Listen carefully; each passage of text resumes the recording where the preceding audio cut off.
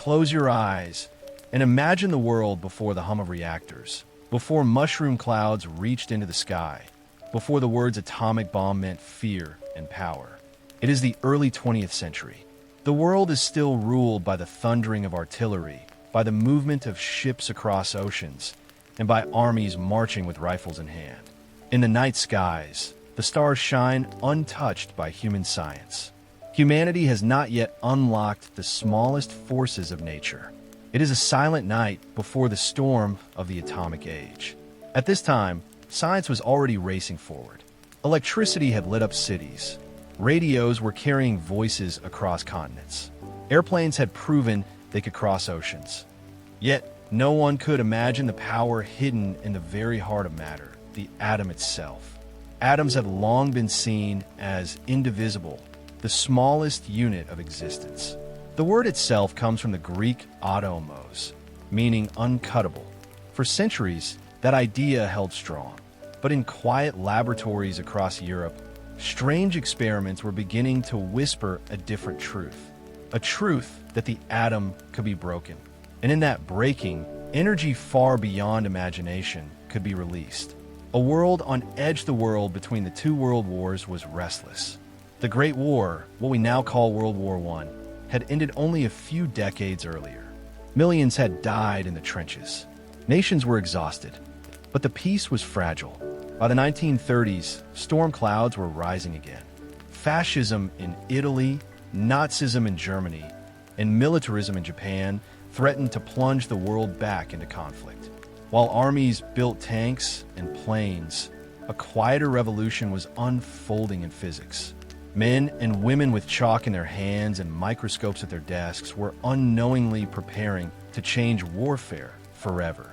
A whisper from the nucleus, the atom's nucleus, was a mystery. In the early 1900s, scientists like Ernest Rutherford had discovered that atoms had dense centers, small cores that carried almost all their mass. Rutherford himself had once described splitting the atom as moonshine, a dream, something impossible. And yet, other scientists continued to wonder, what if the atom's core could be opened? What energy might be hidden there? By the 1930s, this was no longer just philosophy. Physicists had developed machines, particle accelerators, that could slam tiny particles into atoms. Each collision told them more about the strange inner world of matter. In 1938, in Berlin, two German scientists, Otto Hahn and Fritz Strassmann, made a discovery that would shake the world. They had bombarded uranium with neutrons, expecting to make heavier elements. Instead, the uranium split in two. This process, later called nuclear fission, released a staggering burst of energy. They did not fully grasp what they had found, but others would. And soon, the silent night of history was broken by whispers of a new kind of fire. A fearful possibility outside the laboratory. The world was moving closer to war. Hitler's Germany had already marched into Austria and Czechoslovakia. His speeches promised domination. His scientists were among the best in the world. And now, Germany controlled the birthplace of nuclear fission. In quiet cafes and university halls across Europe, Jewish scientists, many of them persecuted and driven from their homeland, realized the terrifying truth. If Nazi Germany built a weapon from this discovery, the results would be catastrophic. One of those men was Albert Einstein, already a world-famous genius. Another was Leo Szilard, a Hungarian physicist with a restless imagination. Together, they would soon write a letter that would change the course of history.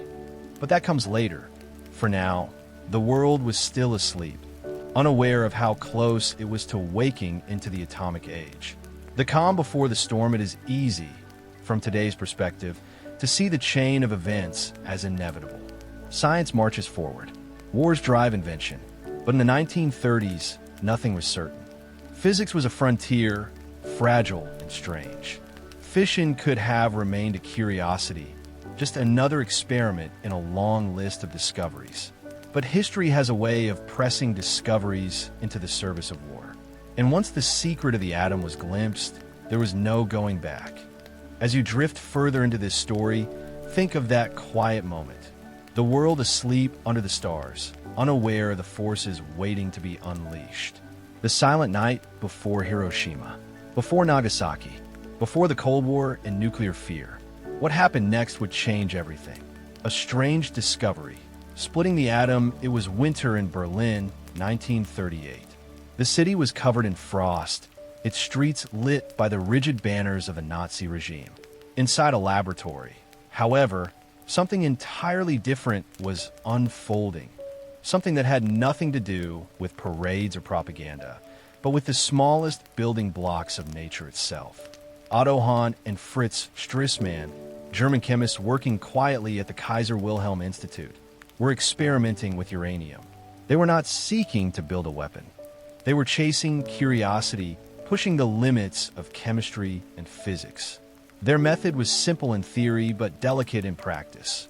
Fire neutrons, uncharged subatomic particles, into uranium and see what new, heavier elements might form. For years, scientists have believed that adding neutrons could make an element grow heavier, creating new, exotic forms of matter. Hahn and Stresemann expected the same, but what they found instead was shocking. The impossible result when they bombarded uranium with neutrons, the results were not heavier atoms, but far lighter ones. Barium, an element much smaller than uranium, appeared in their detectors. At first, they thought it was a mistake. It was as if a boulder had been struck by a pebble, and instead of simply being chipped, it had cracked in two. This was not supposed to happen. Atoms were thought to be nearly indestructible. The nucleus, a tight cluster of protons and neutrons, was bound by forces so strong that no simple experiment could tear it apart. And yet, in their quiet Berlin lab, Hahn and Stresemann had broken the unbreakable. They had split the atom, understanding the breakthrough, but Hahn and Stresemann were chemists, not physicists. They knew what they had observed, but they could not fully explain it. That task fell to Lise Meitner, an Austrian Jewish physicist who had once worked closely with Hahn. She had fled Germany to escape Nazi persecution, finding refuge in Sweden. When Hahn sent his results to her, Meitner studied them with her nephew, Otto Frisch. Over Christmas 1938, the two pieced the puzzle together. They realized that the uranium nucleus had not simply absorbed a neutron. It had stretched, wobbled, and finally snapped in half. This snapping released not just fragments, but also an enormous amount of energy. Frisch gave the process a new name, fission. Like the division of a living cell, the atom could split. And in that splitting, it unleashed energy millions of times greater than chemical reactions like fire or explosives. A chain reaction, the next question was terrifying. If one atom split and released neutrons, could those neutrons split more atoms? If so, the process would repeat, an unstoppable chain reaction. Theoretically, a small amount of uranium could release the energy of thousands of tons of dynamite. It was a possibility so radical that some dismissed it as fantasy.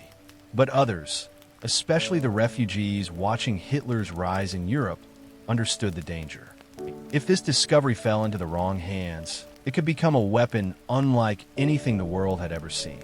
The news spreads quietly. By early 1939, word of fission spread across the scientific community. Journals carried the reports. Lectures buzzed with speculation. In America, Enrico Fermi, an Italian physicist who had also fled fascism, immediately recognized the potential. He and others began experiments to test whether a chain reaction was possible. Meanwhile, in Nazi Germany, scientists under Hitler's rule began their own secret studies. The question loomed: who would turn theory into reality first? The human side of discovery, it is important to pause here. Hahn and Stresemann had not meant to create destruction. Lise Meitner had no dream of war. They were scientists searching for truth in nature. Their joy was in understanding, not in building weapons. But history has a way of reshaping discoveries. Gunpowder was once just alchemy. Airplanes were once fragile machines of curiosity. And now, fission, discovered in the quiet of a Berlin lab, was about to become the central secret of World War II. The world on the edge of a new power, the discovery of fission was like a spark landing on dry grass. At first, it was just a small flame, known to a handful of scientists. But as the news spread, it became clear this was no ordinary flame. It could ignite an inferno that would consume nations. The silent night before the atomic age was over. Humanity had touched the hidden fire inside matter itself. The question was no longer if it could be used, but who would use it first. And so, whispers of fear began to cross the Atlantic. Refugee scientists in America knew the truth. Hitler might already be racing to build a bomb. They had to act. What came next would set the Manhattan Project into motion. Einstein, letters, and a warning to Roosevelt. The year was 1939. Europe trembled on the edge of war. Hitler had already seized Austria and Czechoslovakia, and soon his armies would storm into Poland. But far from the battlefields, another kind of storm was forming. This one in the quiet minds of refugee scientists who feared what the discovery of nuclear fission could mean if Germany moved first. Among those who understood the danger most clearly was Leo Szilard, a Hungarian physicist with restless energy and a gift for seeing possibilities where others saw only theory. Years earlier, Szilard had imagined the concept of a nuclear chain reaction, long before Hahn and Stresemann proved it could happen. Now, with fission confirmed, his nightmare returned. If a chain reaction could be harnessed, it could become the most powerful weapon in history. The urgency of refugees. Szilard was not alone. Many of Europe's brightest scientific minds, Jews, liberals, and political outcasts, had fled the tightening grip of fascism. In America, they sought safety, but they also carried heavy knowledge. They knew that Nazi Germany had not only brilliant physicists, but also control of uranium mines in Czechoslovakia. If Hitler scientists were already at work on a bomb, time was short. Szilard believed the United States needed to act before it was too late. But how could one refugee scientist persuade a government distracted by depression and isolationism? A genius with influence. The answer lay with Albert Einstein. Though he had not worked directly on nuclear fission, Einstein was the most famous scientist in the world. His theory of relativity had changed physics forever, and his name carried authority even in politics. Einstein was living quietly in Princeton, New Jersey, when Szilard visited him in the summer of 1939. They walked along the shore, discussing the terrifying possibility of a bomb so powerful it could destroy entire cities. Szilard explained that Germany might be pursuing such a weapon, and that America could not remain blind. Einstein, a pacifist by nature, had always resisted involvement in military matters. But this was different. He agreed to lend his name to a letter that would carry Szilard's warning directly to President Franklin D. Roosevelt. The Einstein-Szilard letter. The letter was drafted in August 1939, just weeks before Germany invaded Poland. In calm, formal language, it laid out the possibility of a weapon of a new type based on uranium. It warned that such bombs may be constructed and carried by boats and exploded in ports. Einstein and Szilard explained that the United States must act quickly to secure uranium supplies and fund research into nuclear chain reactions. The letter was not dramatic in style, but its implications were enormous. It was, in essence, the first alarm bell for the atomic age. Reaching the White House, getting the letter to Roosevelt was no simple matter. Einstein and Szilard did not have direct access to the president. They relied on Alexander Sachs, an economist and advisor with connections in Washington. On October 11, 1939, Sachs finally presented the letter to Roosevelt in person. At first, Roosevelt seemed unsure. The idea of a bomb that could destroy entire ports sounded like science fiction. But Sachs pressed the point. If there was even a chance that Germany was working on such a weapon, America could not afford to ignore it. Roosevelt leaned back in his chair and finally said the words that would set the Manhattan Project in motion. "Alex, this requires action." The first steps toward the bomb. Roosevelt created the Advisory Committee on Uranium, a small group tasked with studying nuclear research. At first, funding was modest, just a few $1,000s for experiments. But the seed had been planted. Though no one could yet imagine the massive secret cities and laboratories that would soon rise, the Einstein-Szilard letter had lit the fuse. It had pulled nuclear fission from the quiet halls of science into the heart of global politics. The irony of history, Einstein himself would later regret signing the letter. He never worked directly on the Manhattan Project, and after the war, he often spoke of his sorrow at helping set events in motion. Yet, at that moment in 1939, with Hitler's shadow falling across Europe, his signature seemed necessary. It was a turning point, the moment when the path toward the atomic bomb truly began. From here, the story of science would merge with the story of war. The world awakens to fission as 1939 ended. The world was already at war. Germany's invasion of Poland had ignited the conflict. Britain and France were mobilizing. The United States remained officially neutral, but the Einstein letter was now on Roosevelt's desk, shaping the thoughts of military planners. The silence of the pre-atomic world was gone. The whispers of fission had become a warning cry. And soon, that cry would become a race against time. What happened next would bring secrecy, urgency, and the first outlines of the Manhattan Project. Fear of Hitler's bomb, the Second World War, erupted in September 1939. Hitler's forces stormed into Poland with terrifying speed, unleashing a new style of warfare, blitzkrieg, the lightning war. Europe fell into chaos, and the United States watched from across the Atlantic, still hesitant to join the conflict. But among a small circle of scientists, another fear was rising, quieter, but perhaps even more deadly. What if Nazi Germany was already building an atomic bomb? The shadow over Europe Germany had some of the best physicists in the world. Men like Werner Heisenberg, a Nobel Prize winner, and other leading minds of quantum mechanics still worked within the Reich. They had access to uranium mines in Czechoslovakia, seized after Hitler's occupation. For the refugee scientists now in America, Hungarians like Leo Szilard and Edward Teller, Italians like Enrico Fermi, and others who had fled persecution, the threat felt immediate. They knew firsthand how efficient and determined Hitler's regime could be. If the Nazis succeeded, they could dominate the world with a weapon unlike any before it. Roosevelt's first response, the Einstein-Szilard letter, had stirred Roosevelt's interest. But in 1939, America was not yet ready to pour resources into such an uncertain project. The first uranium committee meetings were cautious. Only a few $1,000s were allocated to experiments. It was hardly the beginning of a vast weapons program. Still, the warnings did not stop. Scientists pressed for urgency, arguing that every month lost was a month closer to Hitler's success. The image of Hitler with the bomb imagined, for a moment, the world in 1940. France fell in just 6 weeks. Britain stood alone, battered by German bombers. Across the Atlantic, Americans feared invasion might one day cross the ocean. And now, some whispered, what if Hitler unveiled a bomb that could flatten London in a single strike? The thought was unbearable. It gave the atomic research effort in America a new weight. The project was no longer just science. It was survival.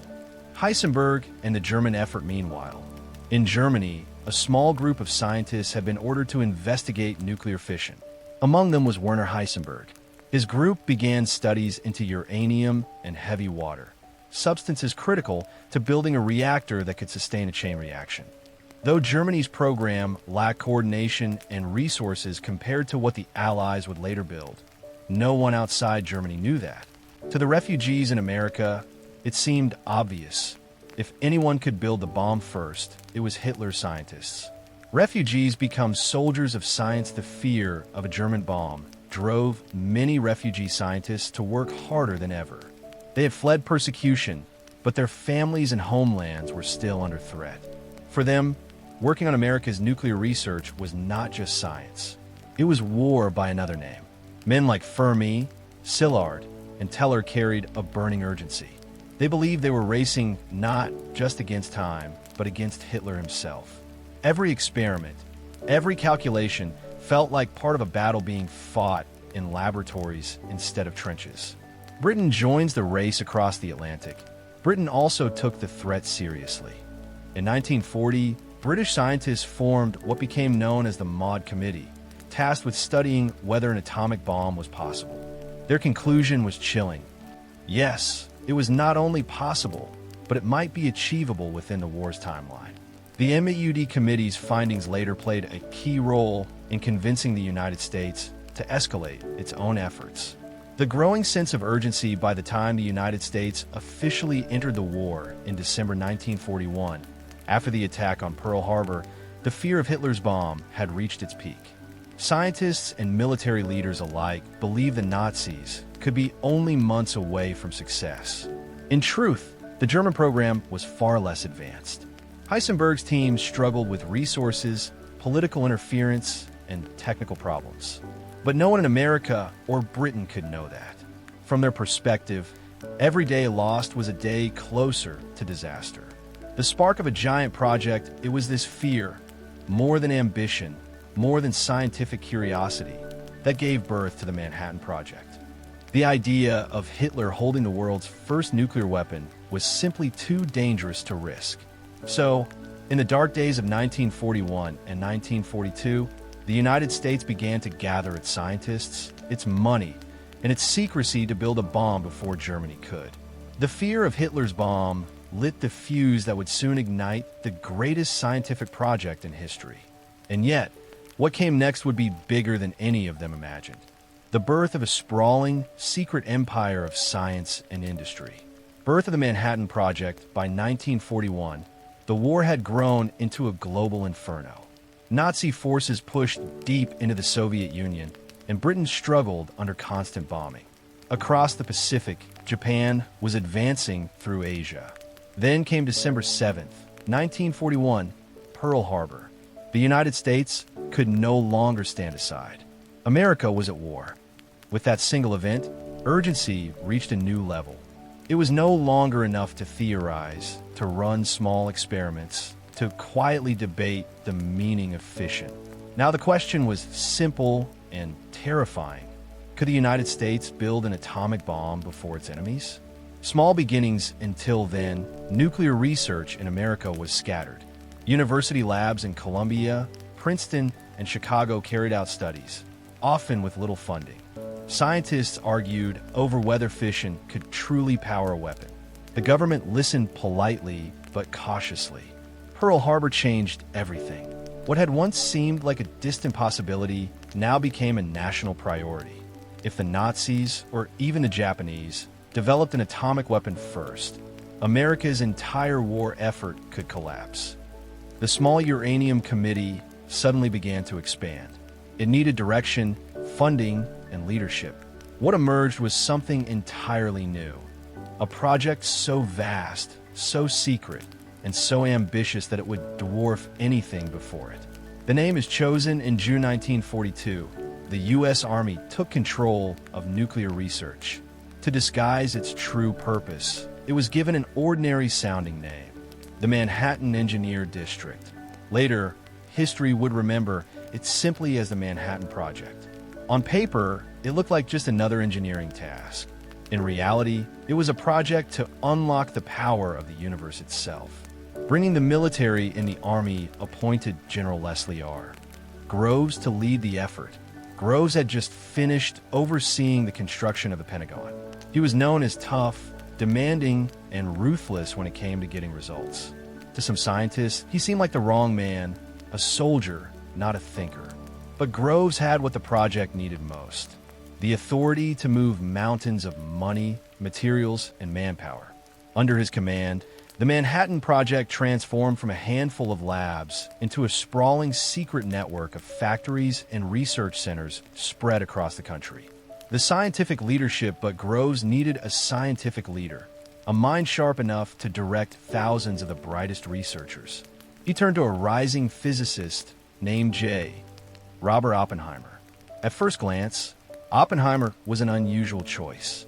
He was brilliant, yes, but also young, poetic, and politically controversial. He had never led a large project, but Groves saw something others did not. Oppenheimer could inspire. He could speak the language of both scientists and soldiers, uniting them toward a common cause. Together, Groves and Oppenheimer would form an unlikely partnership: the military general and the dreamy scientist, driving the Manhattan Project forward. Gathering the best minds, the project, now began recruiting talent from across America and beyond. Refugee scientists who had fled Europe, men like Fermi, Szilard, and Teller, were brought into the fold. American researchers from top universities left behind teaching and theory to join the effort. It was a remarkable assembly of genius, perhaps the greatest gathering of scientific minds in history. They came not only because of curiosity, but because of urgency. Hitler's bomb loomed in their imaginations. The scope of the project from the beginning, the Manhattan Project, was not just about building a single laboratory. It was about creating an entire hidden world. Vast factories would be built to produce enriched uranium and plutonium, two elements never before made in such quantities. Entire towns would rise out of nothing, populated by thousands of workers who had no idea what they were making. It was science fused with industry, secrecy fused with urgency. A project that cost billions, covered thousands of square miles, and employed more than 130,000 people, all hidden in plain sight. The secrecy of shadows from the very start. Secrecy was absolute. Workers were told little. Letters were censored. Even the scientists themselves often knew only their small piece of the puzzle. To outsiders, the Manhattan Project was invisible. To insiders, it was a race against time. And yet, despite the secrecy, whispers still leaked out. Spies watched. Soviet agents listened. But for now, in 1942, the project was taking its first true steps, and no one yet knew what it would become. The beginning of something unstoppable. The birth of the Manhattan Project was more than the start of a scientific effort. It was the beginning of a new age, one that would forever reshape humanity's relationship with war, with science, and with power itself. From this point forward, the race to build the bomb would consume the brightest minds, the largest factories, and the deepest fears of an entire nation. And the next chapter would reveal where this project took root. In strange, secret places, whole cities built in silence. The secret cities, Oak Ridge, Hanford, and Los Alamos. By 1942, the Manhattan Project was no longer a theory scribbled on chalkboards. It was a living machine, vast, secret, and hungry for resources. But where could such a project exist? It could not be carried out in universities or public laboratories. Too many eyes, too many questions. The solution was extraordinary. Build entire cities from scratch, hidden in valleys and deserts, where the work of unlocking the atom could proceed in silence. 3 places would become the beating hearts of the Manhattan Project: Oak Ridge in Tennessee, Hanford in Washington State, and Los Alamos in New Mexico. Each was chosen for its isolation, its access to power, and its ability to keep secrets. Oak Ridge, the city of uranium deep in the hills of Tennessee, farmland and forest were suddenly cleared. Thousands of acres were fenced off. Families were evicted with little explanation. The government told them only that it was for the war effort. Within months, Oak Ridge sprang up, a city that did not exist on maps. At its peak, it held more than 70,000 people, guarded by barbed wire and soldiers. Here, the task was to produce enriched uranium, the fuel for one type of atomic bomb. The work was immense. Giant buildings, some of the largest in the world at the time, housed machines designed to separate uranium-235 from uranium-238, an almost impossible task. The methods were untested, the machinery experimental. Yet every detail was pushed forward, powered by secrecy and urgency. Workers lived in barracks and prefab houses, lining streets that had not existed a year earlier. Most had no idea what they were making. They followed instructions, turned dials, monitored gauges, and trusted the military officers who told them it was for victory. Hanford, the river of plutonium far across the country, on the banks of the Columbia River in Washington State, another secret city was born. Hanford's purpose was different. It would create plutonium, an element that had barely been discovered a few years earlier. To do this, Hanford needed massive nuclear reactors, machines that had never been built before. The reactors would transform uranium into plutonium, which would then be chemically extracted. It was dangerous, uncharted work. Entire towns were cleared away to make room. Native communities and farming families were forced to leave. In their place rose colossal concrete reactors and chemical plants. Like Oak Ridge, Hanford became a world unto itself. Tens of thousands of workers laboring in silence, bound by secrecy. At night, the desert sky glowed faintly from the heat of the reactors, but few outside the fences ever knew why. Los Alamos, the laboratory on the hill. If Oak Ridge and Hanford are factories, Los Alamos was the mind. Hidden in the mountains of northern New Mexico, it became the central laboratory where the bomb itself would be designed. Robert Oppenheimer chose the site, an isolated mesa once home to a boys' school. Surrounded by desert and guarded roads, it was the perfect place to keep the world out while scientists worked inside. Here, the brightest minds of the project gathered. Physicists, chemists, engineers, and mathematicians arrived from across the country. Many brought their families, creating a strange, secret community. Children played in the dusty streets while their parents spent long hours in guarded laboratories, building a weapon that no one outside could know existed. Los Alamos became both a prison and a paradise. The beauty of the mountains stood in sharp contrast to the weight of the work. The scientists lived under strict security, their mails censored, their movements monitored. Yet inside the fences, ideas flowed rapidly. Here, the theories of fission would become the blueprints of a bomb. Life in the secret city's life in these places was strange.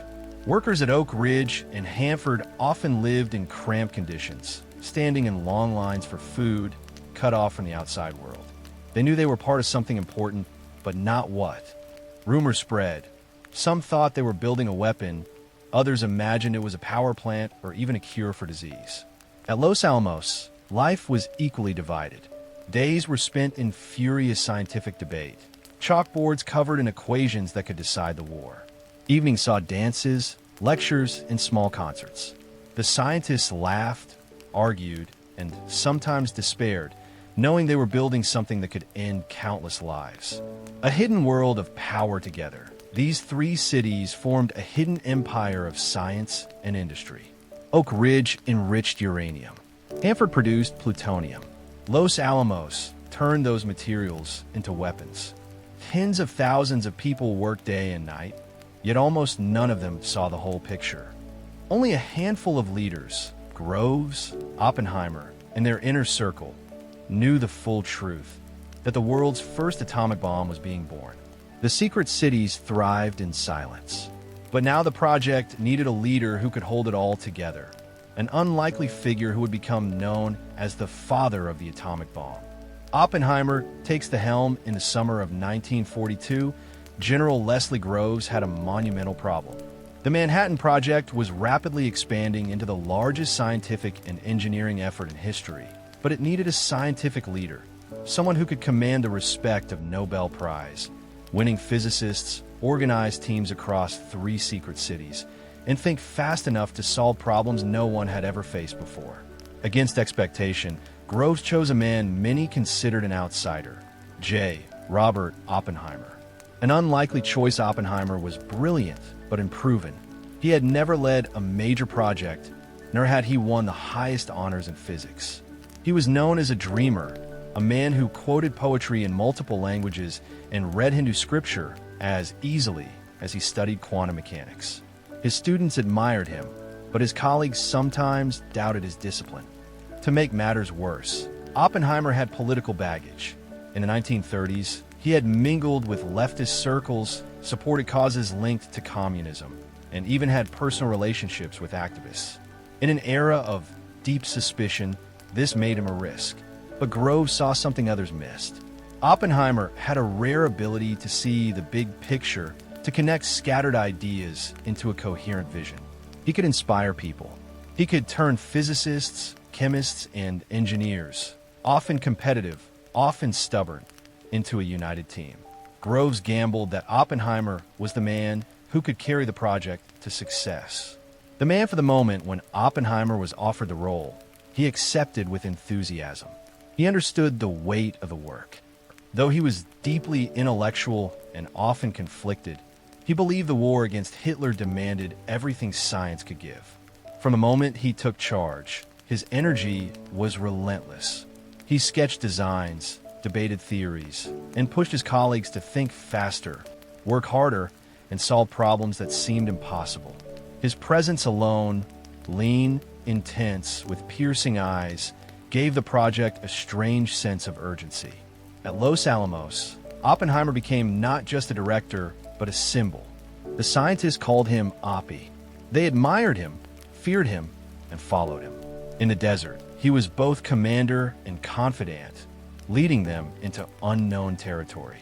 Building the laboratory on the mesa, one of Oppenheimer's first tasks, was shaping Los Alamos into a functioning laboratory. When he arrived, it was little more than an isolated mesa with a handful of buildings. Under his leadership, it grew into a buzzing community of science and secrecy. He brought in the best physicists: Hans Bethe, Richard Feynman, Edward Teller, and many others. Some were already famous, others were still young and untested. What united them was the sense that history depended on their work. Los Alamos became a place where science and war collided. Equations filled chalkboards. Experiments rattled laboratories. Guards patrolled the fences.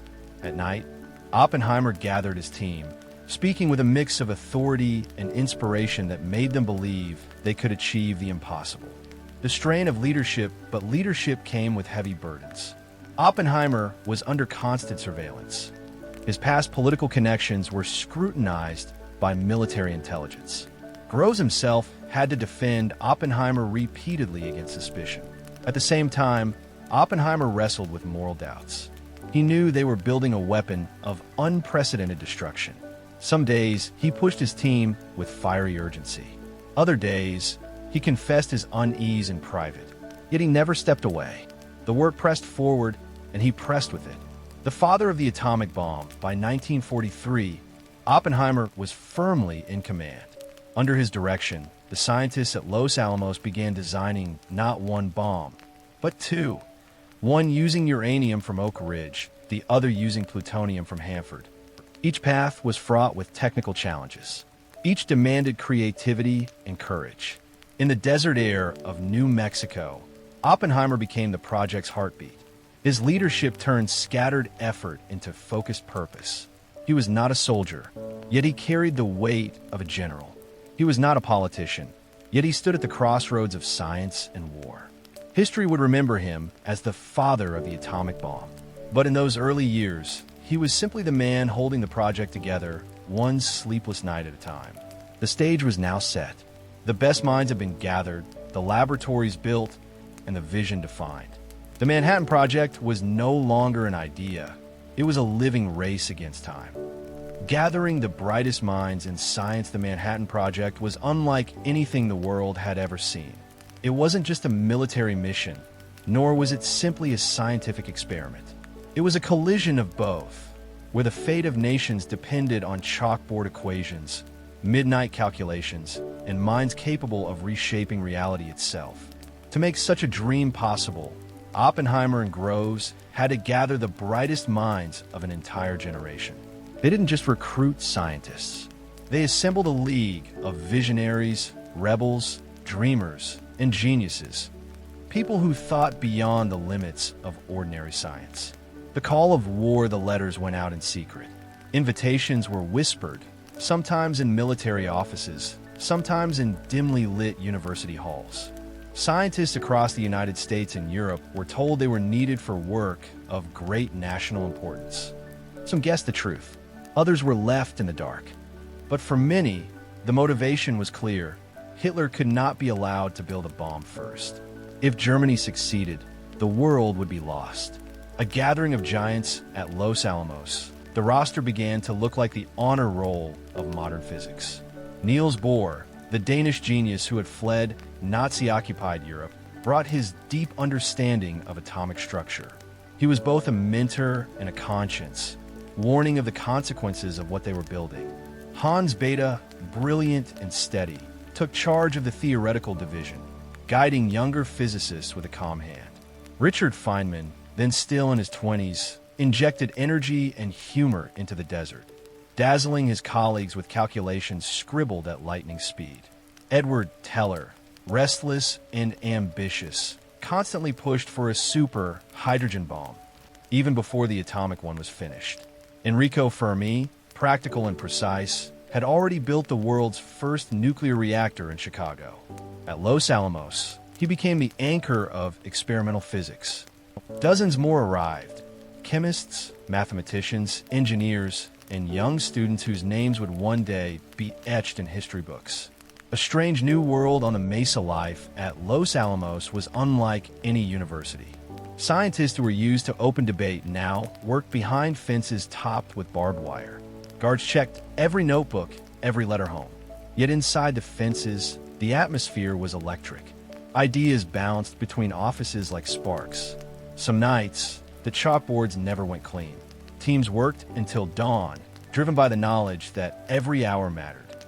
For many, it was exhilarating, an experiment in living at the edge of discovery.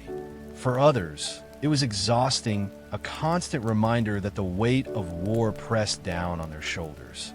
The human side of genius, the gathering of minds, brought not only brilliance, but also friction. Strong personalities clashed.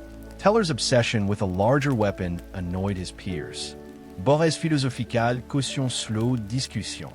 Feynman's jokes sometimes cut too sharply, but Oppenheimer balanced them, weaving their differences into strength.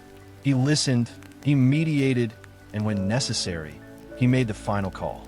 His ability to bridge egos kept the project alive. And yet, late at night, some wondered quietly, what exactly were they unleashing on the world? A new scientific community, for all its secrecy, Los Alamos became a kind of utopia for science. Never before had so many brilliant people been gathered in one place for one purpose. Young students sat beside Nobel laureates, solving problems together as if in a grand, hidden university. Every experiment carried urgency. Every solution pushed the world closer to an end no one could fully imagine. It was a strange paradox. In the quiet isolation of a New Mexico desert, humanity's most destructive invention was being born. By 1943, the brightest minds of science had been gathered, united by fear, duty, and ambition. The pieces of the puzzle were now in place. What remained was the desperate race to assemble them before Hitler could strike first. Secrecy and shadows. The world kept in the dark. The Manhattan Project was not only the largest scientific undertaking of the war, it was also the most secret. More than 130,000 people would eventually work on it, spread across laboratories, factories, and hidden towns. And yet, the vast majority had no idea what they were building. Walls of silence from the moment someone joined the project. Their life was wrapped in secrecy. Letters were read and censored. Conversations were monitored. Even casual remarks could raise suspicion. Workers were told one simple rule: don't ask questions. At Oak Ridge, young women monitored dials in uranium-separating machines without ever being told what the machines did. At Hanford, construction crews built vast chemical plants without knowing their purpose. At Los Alamos, guards stood at every gate, checking passes, inspecting belongings. It was a world where curiosity was dangerous and silence was survival. The cover stories to outsiders. The project was hidden under layers of lies. Oak Ridge was officially described as a temporary war housing development. Hanford was said to be producing materials for radio equipment. Even in Washington, many congressmen didn't know what they had voted to fund. The budget was disguised in military expenses, buried so deep that almost no one questioned the billions being spent. To most Americans, the project didn't exist at all. Families in the dark for those who lived inside the secret cities. Secrecy shaped daily life. Husbands couldn't tell wives what they did at work. Wives couldn't explain to husbands why their shifts lasted through the night. Children grew up hearing only that their parents had war jobs. In crowded cafeterias, in the lines at company stores, whispers floated but never settled into truth. Everyone wondered, but no one dared ask. The web of surveillance, the fear of spies, was constant. Military intelligence officers roamed the compounds, listening for loose talk.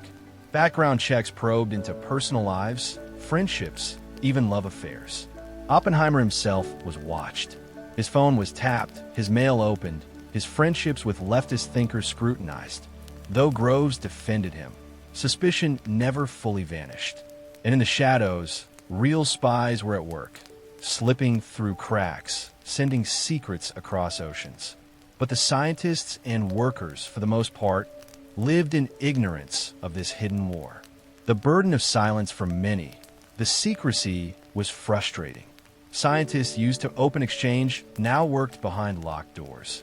Collaboration became harder. Progress slowed when one group couldn't share discoveries with another. But for others, the secrecy created a strange bond. They were part of something larger, something mysterious.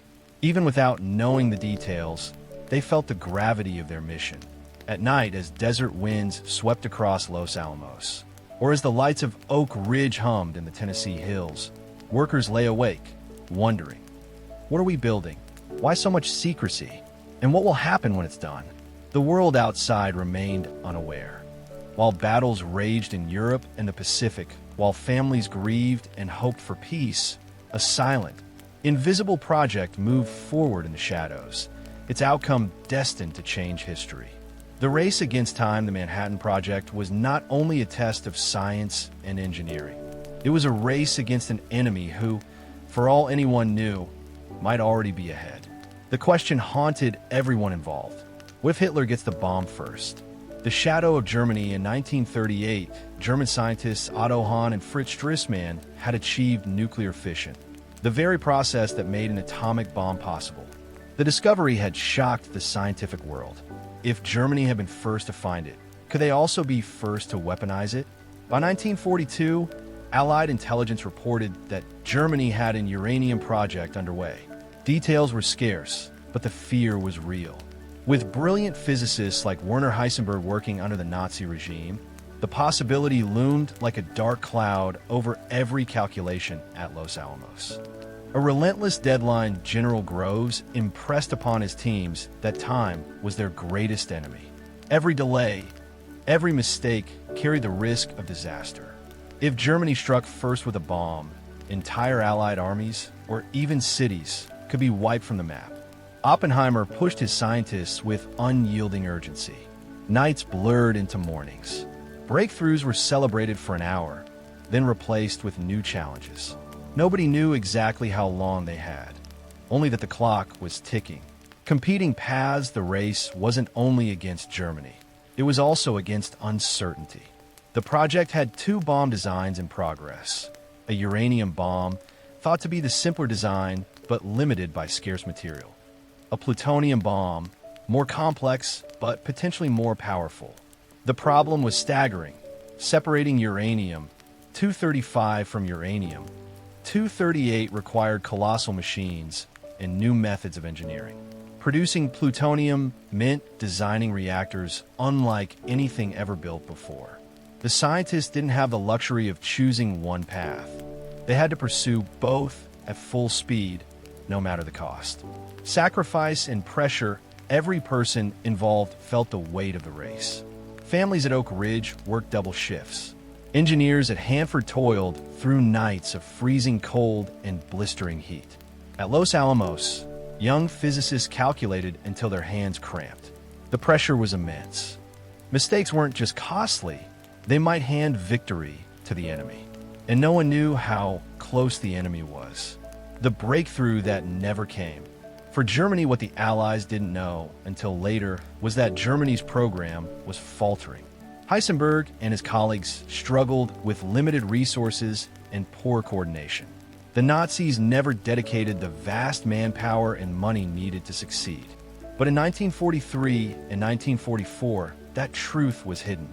For the men and women of the Manhattan Project, the fear of a German bomb was as real as the desert wind.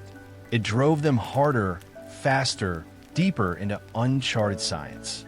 The weight of secrecy and speed as months turned into years. The project expanded at a pace that defied imagination. New buildings appeared overnight. Factories grew like cities. Laboratories buzzed without pause. Yet always, behind the roar of machines and the hum of calculations, was the whisper of a question no one dared answer. Would it be enough?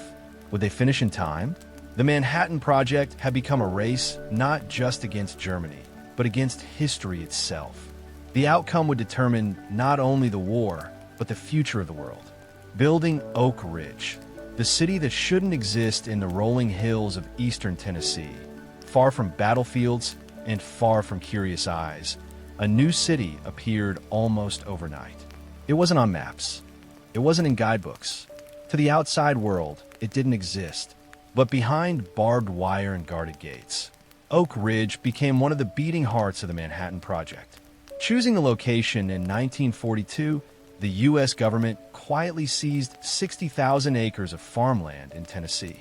Families were forced to leave with little warning, their homes and barns abandoned to the war effort. Within weeks, construction crews poured in. The site was chosen for its isolation, its access to power from the nearby Tennessee Valley Authority, and its railroads that could bring in supplies quickly. It was perfect for a city that had to remain secret, yet capable of enormous industrial output. A city from nothing almost overnight, Oak Ridge became a metropolis. By the end of the war, more than 75,000 people lived and worked there, making it the fifth largest city in Tennessee, though no road signs pointed to it. The streets were laid out in grids. Barracks, dormitories, and family houses appeared by the thousands. Cafeterias and movie theaters were built to keep morale up.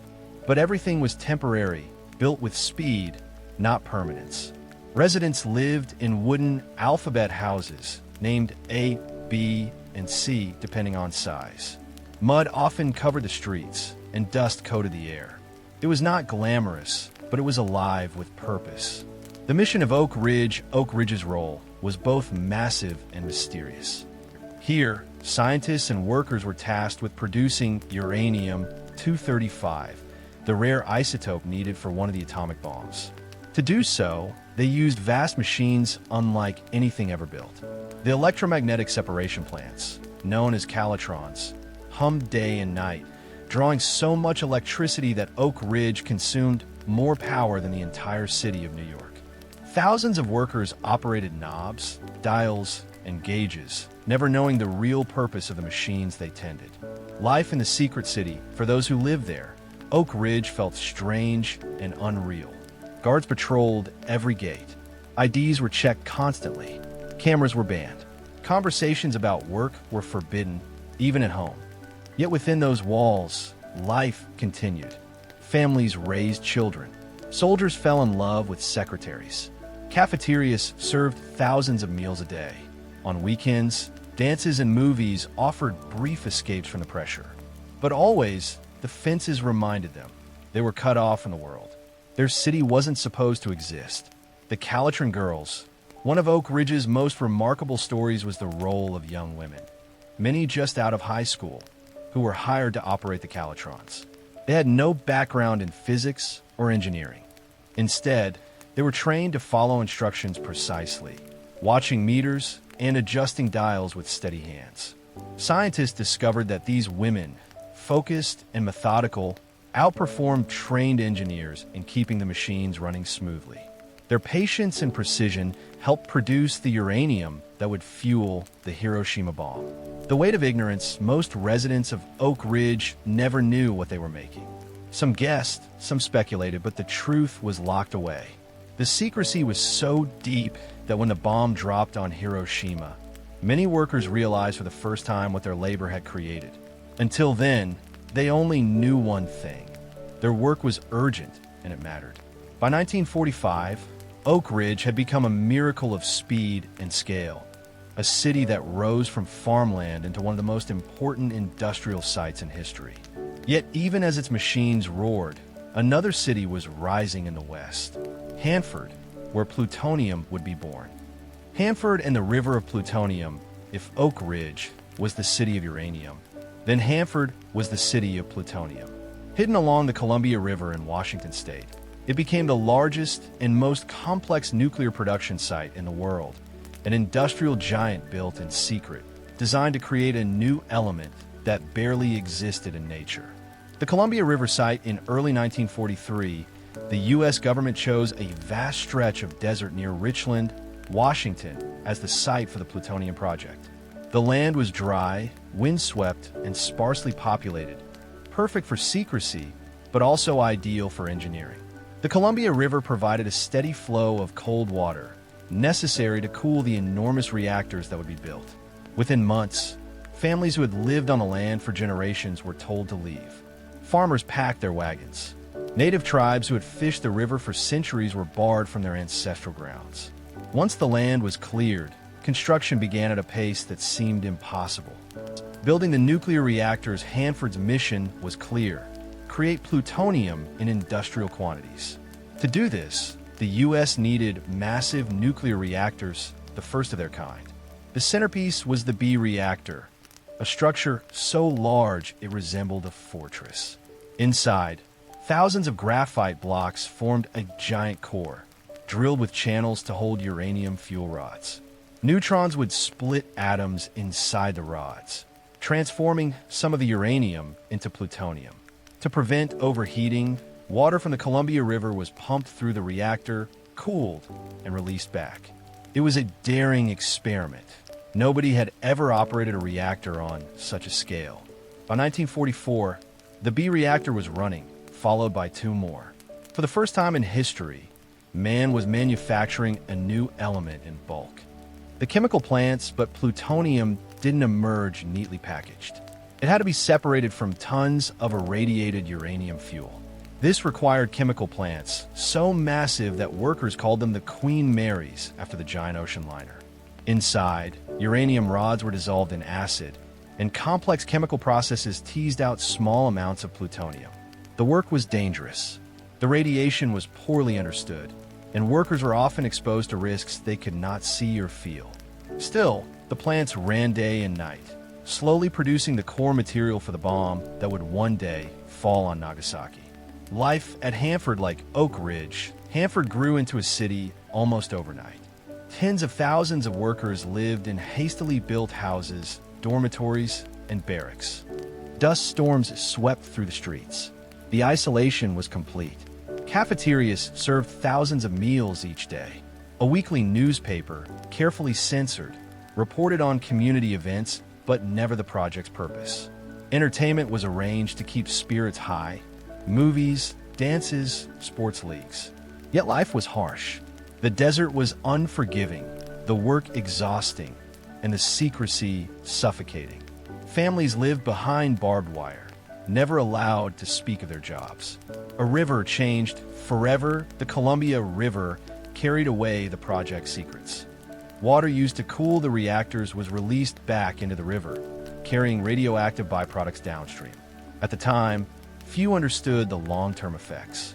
For local tribes and wildlife, the consequences would echo for generations.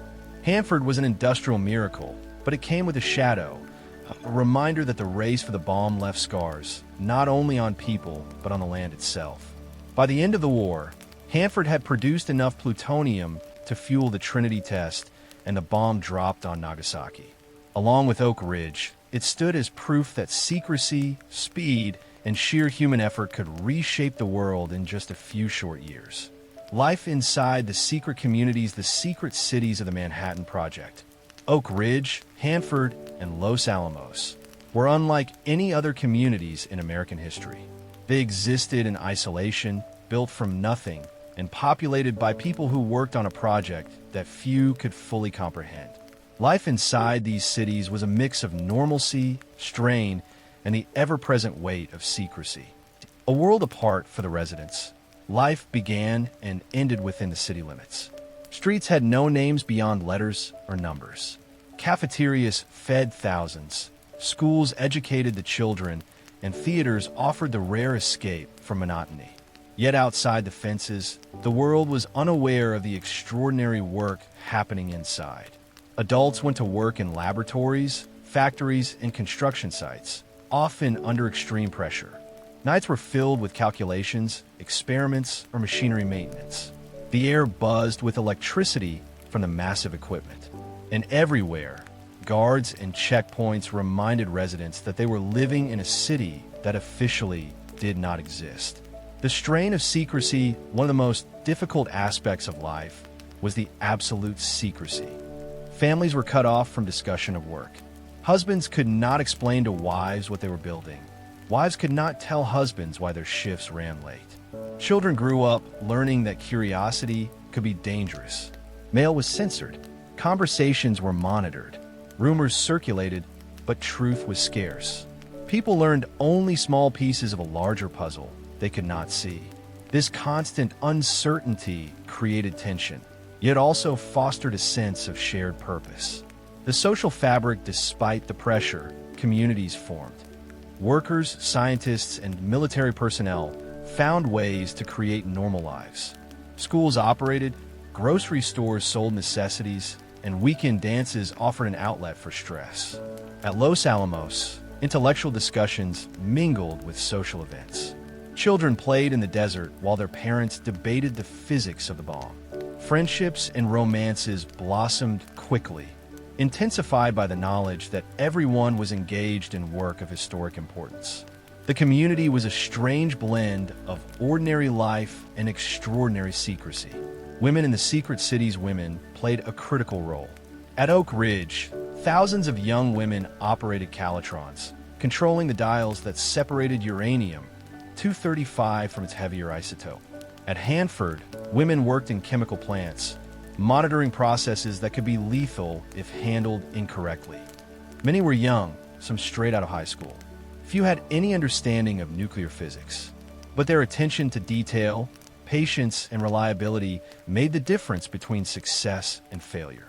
They were unsung heroes of the project, contributing crucially while remaining in the shadows. The weight of the unknown, perhaps the most profound challenge, was psychological. Everyone knew their work was important, but almost no one knew the full consequences. Every machine, every calculation, every reactor carried potential world-altering power. At night, some lay awake, imagining what might happen when the bomb was complete. Anxiety, excitement, and moral uncertainty coexisted in equal measure. It was an environment that forced people to grow up quickly, to accept responsibility beyond anything they had imagined. The bonds of shared purpose, despite hardships, secrecy forged strong bonds. People relied on each other in ways that ordinary cities never demanded. Collaboration was not just professional, it was essential for survival. Trust was a currency, and loyalty was tested daily. By the time the war reached its climax, these secret communities were no longer just workplaces. They were entire worlds built for a single purpose: to create a weapon that could end the war and change history. Life inside these hidden cities was a paradox. Normal yet extraordinary, mundane yet monumental, everyday yet destined for history. It was here, in isolation and secrecy, that the atomic age was born. The challenges of uranium and plutonium production, the heart of the Manhattan Project, wasn't just brilliant scientists or secret cities. It was raw material. Building an atomic bomb required elements almost impossible to produce in quantity: uranium-235 and plutonium-239. Producing them tested the limits of technology, patience, and human ingenuity. The rarity of uranium-235 uranium occurs naturally in two main forms: uranium-238, which makes up over 99% of all uranium, and uranium-235, the isotope capable of sustaining a chain reaction. The problem was simple to state, but devilishly difficult to solve. How do you separate a fraction of a percent of uranium-235 from the rest of the ore? At Oak Ridge, scientists pursued three methods simultaneously: electromagnetic separation, using calatrons, massive machines that relied on magnetic fields to separate isotopes; gaseous diffusion, forcing uranium hexafluoride gas through semi-permeable membranes to slowly enrich uranium-235; thermal diffusion, exploiting temperature differences to separate isotopes. All methods were untested at this scale. Every machine required meticulous operation. Every small error could ruin months of work. The Calatrin Miracle Electromagnetic Separation, operated by the Calatrin Girls, proved vital. Thousands of young women watched meters and adjusted controls for hours on end, maintaining a level of precision machines alone could not achieve. The work was repetitive, exhausting, and invisible in its importance. But without it, uranium-235 production would have failed. Even so, production was painfully slow. Uranium was scarce, machinery constantly broke, and materials had to be carefully protected from contamination. The pressure never relented. Plutonium, the element that did not exist while Oak Ridge worked on uranium, Hanford tackled a new challenge: plutonium-239. Unlike uranium-235, plutonium does not occur naturally. It must be manufactured in nuclear reactors. Building reactors on an industrial scale was unprecedented. Engineers had to design them from scratch. Graphite moderators, massive water cooling systems, and precise chemical separation plants were all experimental. Even small mistakes could be catastrophic. Plutonium is intensely radioactive, and early exposure guidelines were uncertain. Workers faced invisible dangers, and some did suffer from contamination, though secrecy meant little was publicized. The chemistry challenge: once uranium rods were irradiated in the reactors, the plutonium had to be chemically separated, a process known as reprocessing. The scale of this task was staggering. Tons of uranium fuel had to be dissolved in acid, and delicate chemical reactions extracted minute amounts of plutonium. The chemical engineers faced unpredictable results. Reactions produced unexpected byproducts, and early experiments sometimes failed entirely. The teams had to invent entirely new techniques while racing against time. Human ingenuity meets technical obstacles. Every breakthrough came from persistence, creativity, and collaboration. The teams constantly adapted, building larger calatrons, improving gaseous diffusion membranes, redesigning chemical separation plants. Mistakes became lessons. Failures were stepping stones. The enormity of the task cannot be overstated. Producing mere kilograms of fissile material required the labor of tens of thousands of people, immense power grids, and factories the size of small cities. The pressure mounts: by 1944, the Manhattan Project was at full scale. Oak Ridge was producing enriched uranium steadily, though still not in the quantities needed. Hanford's reactors hummed, producing plutonium, though separation challenges persisted. Every day counted. Every delay could hand victory to the enemy, or make the coming use of the bomb more uncertain. The challenges were technical, yes, but they were also human. Workers faced fatigue, radiation, secrecy, and constant tension. Every success was small but monumental. Every failure could be catastrophic. From these challenges emerged a grim truth. The atomic bomb was not only a weapon, it was a triumph of human ingenuity under pressure, a combination of science, engineering, and relentless determination. The moral dilemma: scientists in the weight of creation. As the Manhattan Project surged forward, an invisible burden grew heavier with each passing day: the moral weight of what they were building. Scientists who had once studied atoms for curiosity or discovery now realized they were creating a weapon capable of unprecedented destruction. The conscience of Discovery J. Robert Oppenheimer, like many of his colleagues, was painfully aware of the consequences. In private moments, he would quote the Bhagavad Gita: "Now I am become death, the destroyer of worlds." He understood that the work they were doing, while necessary for the war, could unleash horrors beyond imagination. Other scientists wrestled with similar questions. Could they justify the deaths that might result? Were they servants of national security or agents of mass destruction? The line blurred daily. Debates at Los Alamos. Inside Los Alamos, moral debate simmered. Some argued that developing the bomb was necessary to end the war swiftly and save countless lives that conventional warfare would claim. Others feared the precedent it would set, imagining a future where nuclear weapons would dominate politics and diplomacy. Edward Teller, who would later champion the hydrogen bomb, pushed for ever more powerful weapons, even as some colleagues warned of escalating arms races. Hans Bethe and Niels Bohr counseled caution, arguing that the scientists must consider the long-term consequences of their work.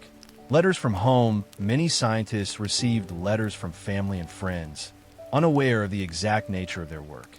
These letters sometimes contained pleas for morality, for humanity, for restraint. Scientists hid the truth, shielding loved ones from the knowledge that their children's toys and bedtime stories were worlds away from the potential annihilation their parents were enabling. The pressure of secrecy, the moral burden, was compounded by secrecy. Scientists could not discuss doubts openly, not even with friends inside the project. Suspicion was everywhere. Revealing philosophical concerns risked scrutiny from military authorities. The paradox was cruel. They were doing the most consequential work in history, but could speak about it to almost no one. The human toll, the tension, took a physical and psychological toll. Sleepless nights became routine. Anxiety, fear, and occasional guilt were constant companions. Some scientists turned to alcohol or solitude to cope. Others channeled every ounce of energy into calculations, experiments, and meetings, hoping that productivity could quiet conscience. Yet despite the moral weight, the work continued. Scientists understood that the stakes were global, that Hitler's threat remained real, and that the war demanded extraordinary measures. Preparing for an unthinkable moment, as 1944 turned to 1945, the bomb was nearing completion. Every decision, how to test it, where to deploy it, who would be responsible, loomed large in the minds of those who built it. The moral dilemma would not disappear with success. It would follow them forever. The tension between scientific ambition and human conscience became a defining feature of the Manhattan Project. For the first time in history, humanity was on the verge of creating a weapon so powerful that even victory came with moral uncertainty. The stage was now set for the final phase, transforming uranium and plutonium into the bombs that would end a world war and begin a new atomic age. The design of the bomb: Little Boy and Fat Man. By 1944, the Manhattan Project had produced fissile material, but the next challenge was far more complex: turning uranium-235 and plutonium-239 into functioning bombs. Designing a nuclear weapon was unlike anything engineers or scientists had ever attempted. The physics was new, the scale unprecedented, and the consequences unimaginable. Two paths, two designs. Oppenheimer and his team realized early on that there was no single solution. They pursued two separate bomb designs simultaneously. Little Boy, a uranium-235 gun-type bomb. The concept was relatively straightforward. Fire one subcritical mass of uranium into another, initiating a chain reaction. Simple in theory, but unprecedented in execution. Fat Man, a plutonium implosion bomb. Plutonium's properties made a gun-type design impossible. Instead, scientists had to develop an intricate system of explosive lenses to compress plutonium into a supercritical mass, a technological challenge never before attempted. Both designs demanded precision engineering, immense experimentation, and absolute secrecy. Little Boy, a simple yet deadly concept. Little Boy's design used a gun approach. A uranium cylinder would be fired into a target cylinder using conventional explosives. When the two masses combined, the uranium would reach critical mass and detonate. Though conceptually simple, the execution was anything but. Uranium-235 was scarce and difficult to purify. Every component had to be machined to near perfection. Safety was a constant concern. Premature detonation would destroy the laboratory, or worse, kill workers. Despite the challenges, the gun-type design was ready relatively quickly, due in part to its simplicity compared to the plutonium bomb. Fat Man. The implosion challenge, the Fat Man bomb, was a far greater technical challenge. Plutonium-239 was prone to premature detonation if compressed incorrectly. To achieve the necessary reaction, scientists had to develop explosive lenses, carefully shaped charges that would focus shock waves inward, compressing the plutonium evenly from all sides. The implosion had to be perfect. Even the slightest asymmetry would result in a dud. Engineers built intricate test models using inert materials to perfect the technique. It was a delicate dance of mathematics, engineering, and trial and error. The trinity of testing while Little Boy would be dropped without a full-scale test. Fat Man required an unprecedented experiment. The scientists planned a test detonation in the New Mexico desert, code-named Trinity. This would be humanity's first glimpse of an atomic explosion. The stakes were enormous. A failed test could delay the end of the war. A successful test would confirm the terrifying power they were about to unleash. Every scientist involved felt the tension acutely. Collaboration and secrecy designing these bombs required collaboration across the entire Manhattan Project. Oak Ridge supplied uranium. Hanford supplied plutonium. Los Alamos transformed these materials into bomb components. Engineers, physicists, and military officers worked in constant coordination, often communicating through guarded channels, careful to reveal nothing to outsiders. Every calculation mattered. Every test, every measurement carried the weight of history. Failure was unacceptable, success unthinkably powerful. By early 1945, both bomb designs were nearing completion. Little Boy and Fat Man represented not just technological achievement, but a new epoch, the threshold of the nuclear age. The question now loomed larger than ever. When and where would these bombs be used? The first test, Trinity, the desert of New Mexico, was quiet on the morning of July 16, 1945. A heat-soaked landscape of mesas and sagebrush stretched for miles, interrupted only by the small, secret installations of the Manhattan Project. Scientists and military officers gathered, aware that today, for the first time in history, humanity would witness a nuclear explosion. Preparing for the test, the Trinity test was designed to detonate the plutonium implosion bomb, Fat Man, under control conditions. A 100-foot steel tower was erected to hold the bomb, simulating the altitude at which it would later detonate over a city. Monitoring equipment surrounded the site, capturing every ounce of energy, heat, and radiation. Oppenheimer, Groves, and key scientists arrived early, each carrying a mix of excitement, fear, and awe. The desert air was tense. Even seasoned engineers whispered in hushed tones. Years of work, sleepless nights, and unimaginable pressure had all led to this moment. Moments before the explosion, at 5:29 a.m., the countdown began. Scientists watched from bunkers several miles away. The bomb's mechanisms were armed. Every calculation, every test, every ounce of plutonium was about to be tested. Oppenheimer later recalled the moment vividly. As the timer ticked down, a strange calm settled over him. Years of theoretical equations and engineering blueprints were about to become reality. He whispered quietly, almost to himself, "Now I am become death, the destroyer of worlds." The explosion, then came the light, a sudden, blinding flash that painted the desert sky white and orange.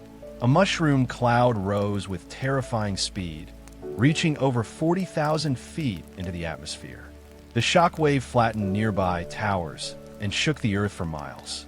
Seismic sensors recorded energy equivalent to 20,000 tons of TNT. Instruments measured temperatures hotter than the surface of the sun.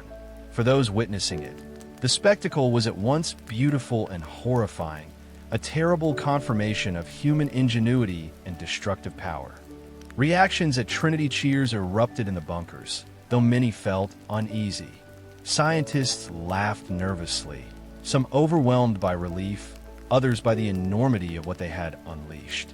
For Oppenheimer, the feelings were mixed: elation, pride, and deep moral unease. The success of the Trinity test confirmed that the plutonium implosion bomb worked. It validated years of labor, billions of dollars, and countless sacrifices. But it also demonstrated that the world would never be the same.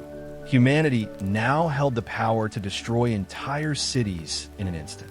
The moral weight intensifies even as celebrations broke out. The moral implications pressed on the scientists. They had created a weapon of unprecedented destruction, capable of killing tens of thousands instantly. The war in the Pacific, the fate of Japan, and the future of global conflict all hung in the balance. The Trinity test proved technical mastery, but it also foreshadowed the ultimate ethical dilemma: how, when, and if this weapon should ever be used. The first nuclear explosion had illuminated more than the New Mexico desert. It had revealed the dawn of a new era. The Manhattan Project had succeeded scientifically, but the true test of its legacy was yet to come: the use of the bombs in warfare. Preparing for the bombing of Hiroshima with the Trinity test a success, the Manhattan Project had crossed a pivotal threshold. The plutonium implosion design had been proven, and the uranium gun-type bomb was ready. Now, military planners faced an unprecedented challenge: choosing a target and preparing to use a weapon unlike any the world had ever seen. The target selection, the U.S. War Department formed a special committee to identify potential targets in Japan. The criteria were strict. The city had to be of military importance, largely untouched by prior bombings, and visible from the air for photographic documentation of damage. For cities were shortlisted: Hiroshima, Kokura, Niigata, and Nagasaki. Hiroshima, a major industrial hub and headquarters for Japanese Army forces, emerged as the primary target. It had a population of approximately 350,000 and contained key factories, railroads, and military installations. The choice was not easy. Military leaders and scientists alike understood that the bomb would cause unprecedented civilian casualties. But the objective was to end the war swiftly before a costly invasion of Japan could take place. Training the crews, special crews were assembled to deliver the bombs. Pilots and bombardiers trained rigorously at Wendover Army Airfield in Utah. They practiced precision flights, simulated bomb drops, and learned to operate the modified B-29 Superfortress, specifically designed to carry the atomic payload. The aircraft chosen for the first mission was the Enola Gay, piloted by Colonel Paul Tibbets.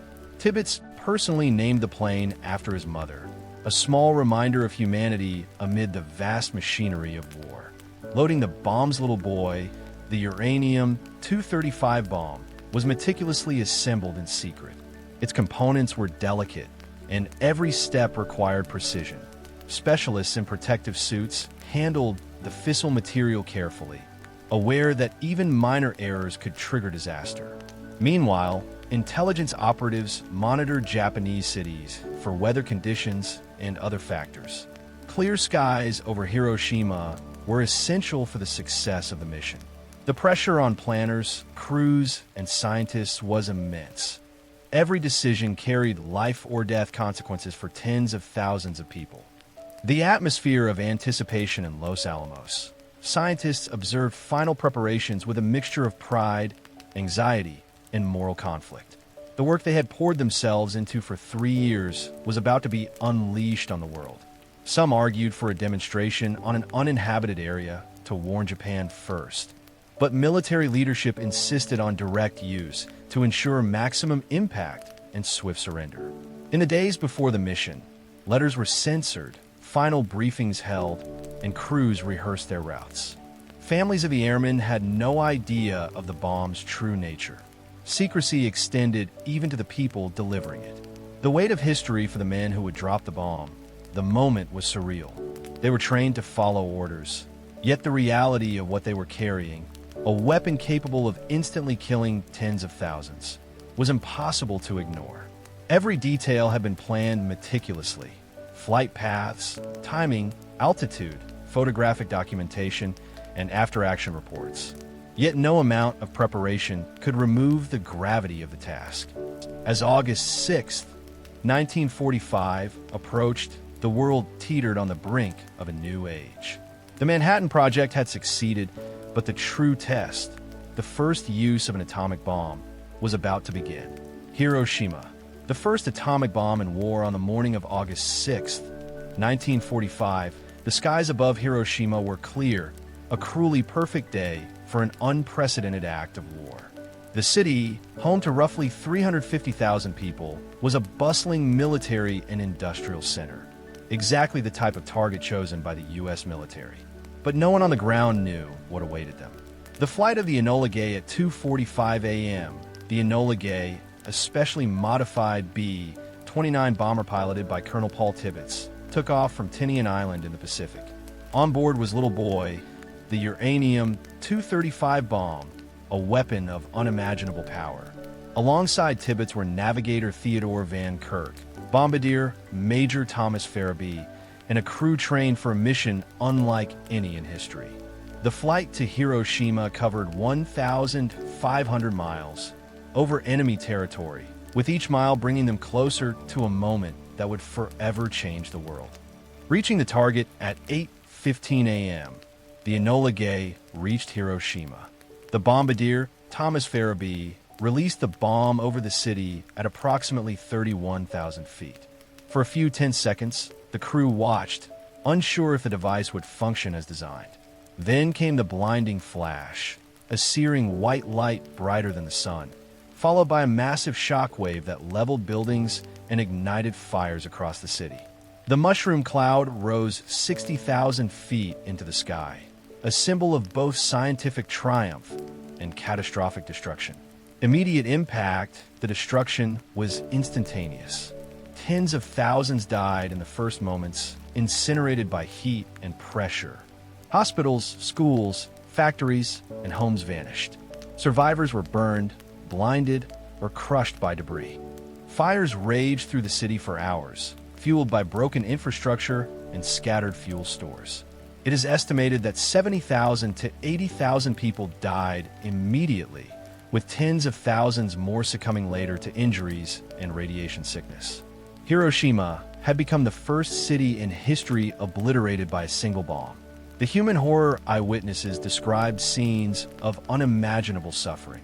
People melted into shadows on walls, children running in confusion, families searching desperately for one another amidst the rubble. Radiation sickness added an invisible torment, causing nausea, hair loss, and death in the weeks that followed. While the mission was considered a military success, the moral shockwaves spread quickly. Some scientists at Los Alamos celebrated the efficiency of the design. Others, like Oppenheimer, felt the weight of what had been unleashed heavier than ever before. The strategic goal of the bombing of Hiroshima was intended to shock Japan into surrender, avoiding a bloody invasion of the home islands that could cost millions of lives on both sides. Military planners understood that the immediate devastation was horrific, but they argued that it would save countless lives in the long term by ending the war swiftly. Even so, the reality on the ground exceeded what anyone had imagined. Cities were destroyed not by bombs of conventional scale, but by the energy of splitting atoms, a power humanity had never wielded before. Hiroshima marked the beginning of the atomic age of warfare, a moment when human knowledge and scientific genius collided with global conflict, forever altering the course of history. Nagasaki, the second bomb in Japan, surrendered just 3 days after Hiroshima. The world witnessed another act that cemented the atomic age. On August 9, 1945, the Fat Man bomb, plutonium-based and more complex than Little Boy, was dropped on Nagasaki, a major industrial city in southern Japan.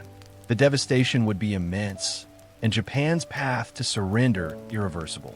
The flight to Nagasaki, the B-29 bomber boxcar, piloted by Major Charles Sweeney, carried Fat Man from Tinian Island toward Japan.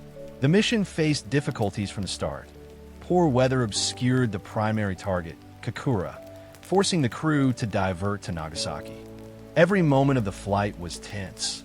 The bomb itself was fragile, the mechanics complex, and the consequences unknown.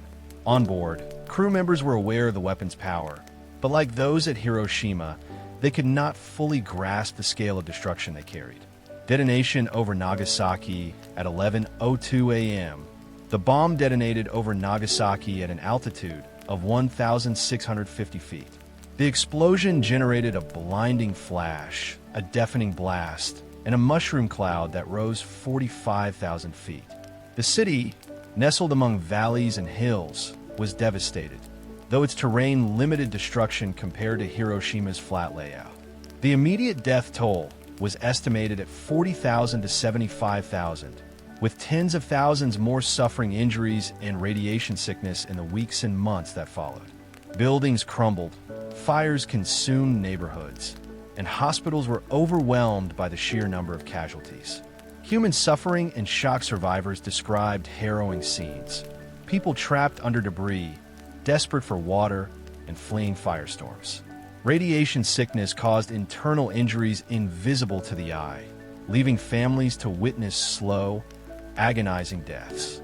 The psychological impact was immense, as communities faced the annihilation of homes, schools, and workplaces within moments. Yet even amidst chaos, acts of courage emerged. Survivors helped each other to safety, guided the wounded, and searched tirelessly for loved ones amidst the ruins. Japan's decision to surrender the combined shock of Hiroshima and Nagasaki, along with the Soviet Union's declaration of war against Japan on August 8, 1945, left Japanese leadership with few options. On August 15, 1945, Emperor Hirohito announced Japan's surrender, calling the atomic bomb a new and most cruel bomb. The announcement marked the end of World War II, bringing relief to millions, but leaving the world to grapple with the moral and ethical consequences of nuclear warfare. The dawn of the nuclear era, the bombings of Hiroshima and Nagasaki demonstrated the terrifying power of nuclear weapons. For the scientists, military leaders, and civilians involved, it was a historic moment of both triumph and horror. Humanity had crossed a threshold, the ability to destroy cities, alter geopolitics, and reshape the future of war forever. The Manhattan Project had achieved its goal, but the legacy it left was complex. Scientific brilliance shadowed by moral ambiguity, military necessity intertwined with human suffering. The world would never be the same. Nuclear weapons had arrived, and with them, a new era of global responsibility, fear, and unprecedented power. Aftermath for the scientists. Triumph and reflection with the war over and Japan's surrender confirmed. The scientists and engineers who had poured years of their lives into the Manhattan Project faced a moment of reflection. Their work had ended the deadliest conflict in human history, but the consequences of their achievements weighed heavily on their minds. Pride and accomplishment. Many scientists felt immense pride in their technical accomplishments. The Manhattan Project had pushed the boundaries of physics, chemistry, and engineering farther than anyone had imagined possible. Laboratories, reactors, and factories had produced a weapon that changed the world. Oppenheimer himself acknowledged the brilliance of his team, recognizing the enormous human ingenuity that had transformed theoretical science into tangible and terrifying reality. The shadow of guilt, yet alongside pride, was a shadow of guilt. Scientists who had celebrated their triumph at Los Alamos soon confronted the devastating human toll. Hiroshima and Nagasaki had been annihilated, and tens of thousands had perished in seconds, with tens of thousands more dying later from radiation exposure. Some scientists, like Joseph Rotblat, left the project before its completion, unable to reconcile their work with the moral implications. Others, like Leo Szilard, openly advocated for a demonstration of the bomb on an uninhabited area to pressure Japan to surrender, avoiding civilian casualties. Public and private reactions to the Manhattan Project had been conducted in secrecy, so the public initially had little understanding of what had been achieved. When news of the bombings broke, scientists and military personnel were thrust into the spotlight. Some received accolades, while others faced questions and criticism about the ethical dimensions of their work. Private reflections were often conflicted. Letters and diaries reveal scientists wrestling with pride and achievement, fear of future consequences, and sorrow for the victims. The creation of the atomic bomb had been a triumph of human ingenuity, but it was inseparable from tragedy. The birth of the atomic age, the war's end, did not mean the end of responsibility. Many scientists became advocates for control of nuclear weapons, aware that their invention could shape geopolitics and global security. Oppenheimer famously cautioned that while the bomb ended the war, it also ushered in an era in which humanity could threaten its own existence. The scientific community recognized that the Manhattan Project had opened a door that could never be closed. Nuclear energy held both promise and peril, and the lessons of secrecy, urgency, and moral reckoning would resonate for decades. Personal transformations for those who had lived and worked in secret cities. The transition back to ordinary life was difficult. Los Alamos, Oak Ridge, and Hanford dissolved into history, but the experiences remained. Young scientists and workers returned home carrying memories of intense work, isolation, and the knowledge that they had changed the world in ways that could not be undone. The Manhattan Project had tested not only technical skill, but human conscience. It had demanded sacrifice, secrecy, and extraordinary effort, leaving its participants to ponder their role in history. Heroes to some, moral witnesses to an age-defining moment to all. The atomic bomb had ended a war, but it also began a new era of ethical, political, and scientific challenges. For the scientists, the triumph of creation was inseparable from the burden of consequences. The global impact, nuclear weapons, and geopolitics. The success of the Manhattan Project did more than end World War II. It reshaped the geopolitical landscape and ushered in a new era defined by nuclear weapons. The reverberations of Hiroshima and Nagasaki extended far beyond Japan, influencing international relations, military strategy, and global consciousness for decades to come. The start of the nuclear era. For the first time, humanity possessed weapons capable of destroying entire cities in minutes. The atomic bomb was no longer theoretical. It was a strategic reality. Nations across the world immediately recognized that nuclear technology would redefine power, deterrence, and diplomacy. In Washington, military planners debated how best to maintain America's new advantage, while politicians consider how to leverage the bombs in negotiations with allies and former enemies alike. The balance of power had shifted overnight. The Soviet Union and the arms race. The Soviet Union, America's former ally turned rival, was quick to take notice. By 1949, the Soviets had tested their own atomic bomb, ending the U.S. monopoly and launching the nuclear arms race. The Manhattan Project's legacy was not only the bombs themselves, but the global framework of fear, diplomacy, and military strategy that would dominate the latter half of the 20th century. Scientific diplomacy and regulation. In the aftermath of the war, many Manhattan Project scientists became advocates for international control of nuclear energy and weapons. They lobbied for treaties, oversight, and scientific diplomacy, warning that unchecked proliferation could threaten humanity itself. Organizations like the United Nations began discussing nuclear regulation, though consensus was difficult. The challenge was unprecedented. How could humanity control something capable of destroying civilization in an instant? Cultural and ethical impact. The atomic bomb also had a profound effect on culture and philosophy. Writers, artists, and thinkers grappled with the moral implications of nuclear power. Literature and film explored the horror of mass destruction, the ethical dilemmas of scientific progress, and the fragility of human life. Even ordinary citizens were affected. The specter of nuclear war influenced education, civil defense programs, and daily life, from duck and cover drills to the anxieties of the Cold War generation. Lessons for the world. The Manhattan Project proved that science, when paired with urgency and resources, could achieve the unimaginable. But it also highlighted the ethical responsibility that comes with power.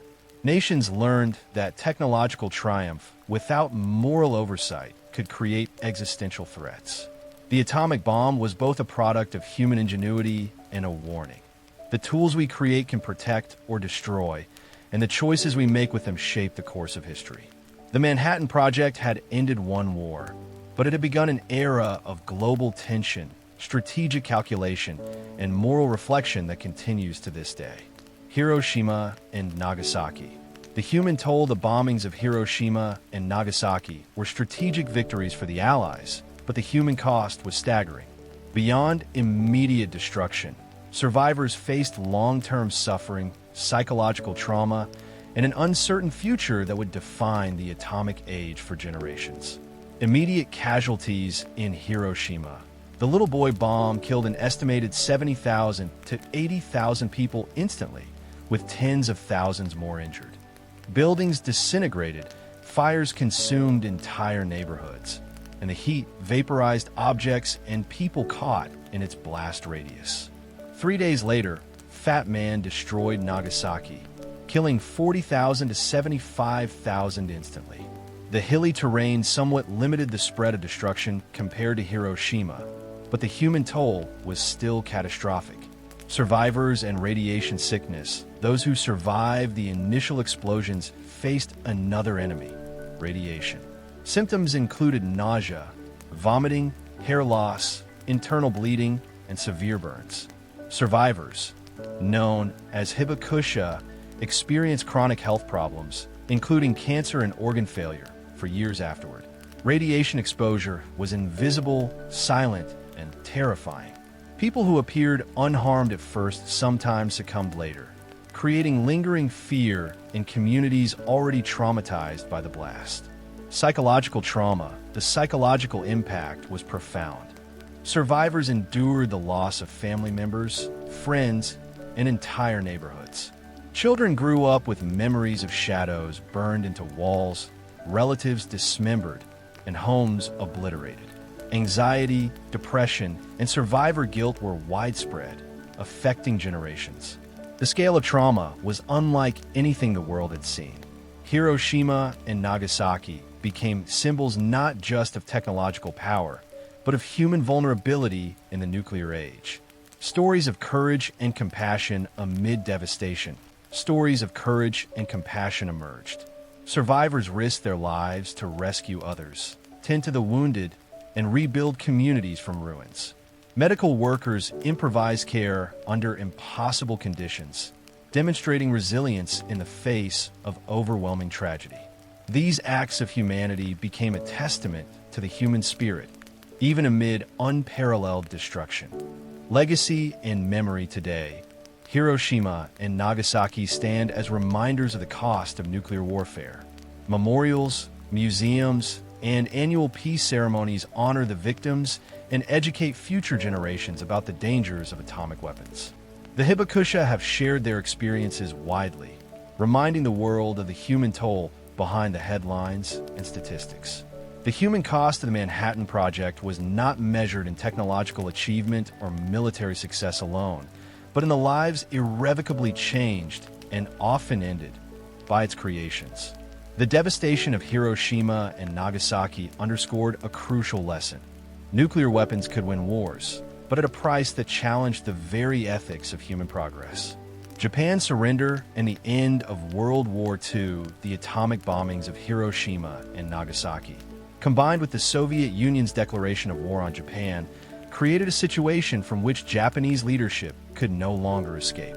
The decisions in these final days of World War II would end one of the deadliest conflicts in human history and usher in a precarious peace.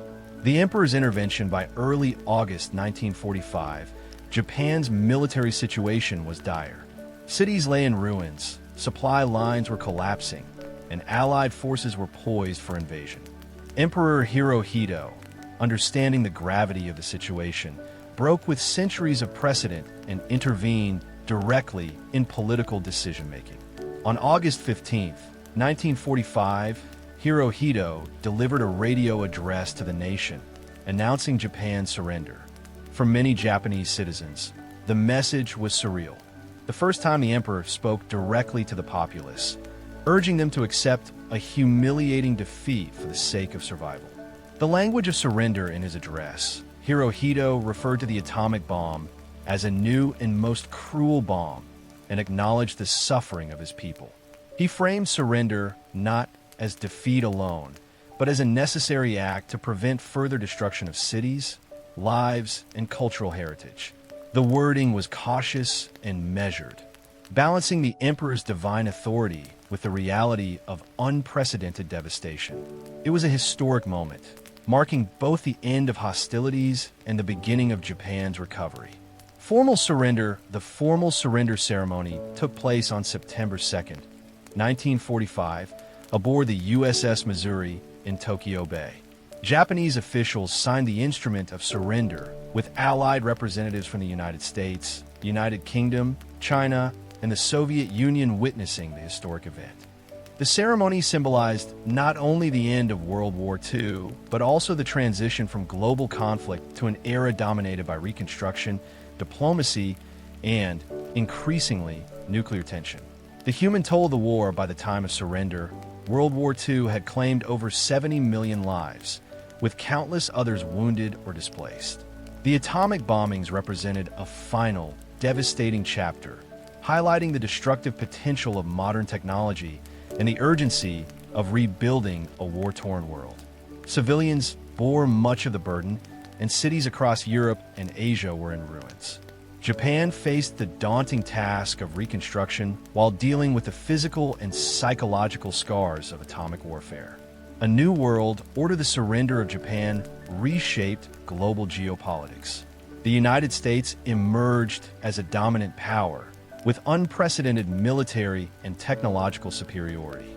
The Soviet Union solidified its influence in Eastern Europe and Asia, setting the stage for the Cold War. The atomic bomb symbolized the dawn of a new era, one in which scientific innovation could determine the fate of nations, and the threat of total destruction became a constant in international relations. World War II had ended, but the Manhattan Project had created a legacy that would influence the world for decades. An era where the power of the atom would shape history, politics, and human morality. The Manhattan Project legacy in science and technology beyond the immediate impact of ending World War II. The Manhattan Project left a profound legacy in science, technology, and industrial capability. The unprecedented collaboration, innovation, and scale of the project transformed research and engineering practices worldwide. A leap in physics and engineering, the Manhattan Project accelerated discoveries in nuclear physics, particularly in understanding fission, chain reactions, and critical mass. Theoretical concepts were translated into real-world applications at a speed never seen before. Engineers solved unprecedented technical problems, designing massive reactors, constructing calatrons for isotope separation, and creating explosive lenses for plutonium bombs. These innovations laid the foundation for nuclear energy and future research in both military and civilian applications. Advances in chemistry and materials science, chemical separation techniques developed at Hanford and Oak Ridge advanced knowledge of radioactive elements, metallurgy, and industrial-scale chemistry. Scientists devised new methods to handle hazardous materials, creating protocols that remain relevant in nuclear research today. The project also spurred improvements in precision engineering. Components for the bombs required tolerances measured in thousandths of an inch, pushing machining and materials science to new heights. Computing and data processing, the sheer volume of calculations required to design nuclear weapons, accelerated advancements in early computing. Teams of mathematicians, often called human computers, performed complex calculations manually, while early mechanical and electronic computers were developed to handle increasingly sophisticated simulations. This demand contributed directly to the birth of modern computational science, influencing fields as diverse as meteorology, engineering, and quantum physics. Large-scale project management, the Manhattan Project demonstrated the power of coordinating massive, multi-site scientific efforts. Tens of thousands of workers, including scientists, military personnel, and engineers, operated across multiple secret locations. The logistical organization, handling personnel, materials, and information under strict secrecy, became a model for future large-scale projects, both military and civilian. Medical and radiation research handling radioactive materials led to early studies of radiation effects on humans. Researchers documented exposure risks, contamination protocols, and treatment for radiation sickness, forming the basis for modern radiation medicine and safety standards. Hospitals, laboratories, and researchers worldwide later used these insights for cancer treatment, nuclear medicine, and safety regulations in nuclear industries. Pioneering industrial infrastructure, Oak Ridge, Hanford, and Los Alamos became blueprints for rapid construction of massive industrial facilities. Water cooling systems, power grids, and transport infrastructure were built to unprecedented specifications, showcasing what could be achieved when science, military necessity, and industry converged. Even decades later, these facilities influenced civilian nuclear power, advanced manufacturing, and large-scale engineering projects around the globe. The Manhattan Project was more than a military endeavor. It was a revolution in science and engineering, a testament to human ingenuity and a model for the integration of research, technology, and industry. Yet, it also illustrated the dual nature of such power, capable of immense progress and unimaginable destruction. The Manhattan Project and the Atomic Energy Commission after World War II, the enormous momentum of the Manhattan Project could not simply vanish. The United States faced a new challenge: managing nuclear technology responsibly, both for national security and for civilian applications. This task fell to the newly formed Atomic Energy Commission, EEC. Transition from military to civilian control initially, the Manhattan Project was entirely under military oversight. General Leslie Groves had directed construction, logistics, and operations, ensuring that the project remained secret and efficient. But after the war, there was a growing consensus that atomic energy should be managed under civilian control to promote peaceful uses and prevent unchecked military dominance.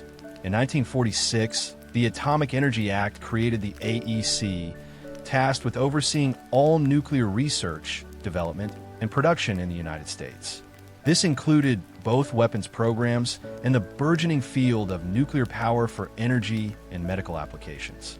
Responsibilities of the AEC, the EEC inherited the enormous infrastructure of the Manhattan Project, Los Alamos Laboratory, continued weapons research, Oak Ridge, uranium enrichment and isotope production, Hanford, plutonium production and chemical separation. Beyond managing facilities, the AEC was responsible for regulating nuclear safety, developing reactor technology, and advising on policy regarding international nuclear proliferation. Promoting peaceful uses of nuclear energy, one of the AEC's most significant mandates was the promotion of nuclear technology for peaceful applications. Research expanded into energy production, agriculture, and medicine. Nuclear reactors were developed to generate electricity, produce isotopes for medical treatment, and conduct scientific experiments. This marked the beginning of the Atoms for Peace era, which sought to demonstrate that nuclear energy could benefit humanity while balancing the risks of proliferation and accident. The legacy of military knowledge, although the AEC assumed civilian oversight, the knowledge and infrastructure for the Manhattan Project remained central to national security. Nuclear weapons development continued, guided by scientific expertise honed during the war. The United States maintained its atomic monopoly until 1949, when the Soviet Union tested its first bomb, spurring further weapons research under the AEC's supervision. Ethical and regulatory challenges the creation of the AEC also raised new ethical questions. Who should control the knowledge of atomic weapons? How could nuclear research be conducted safely?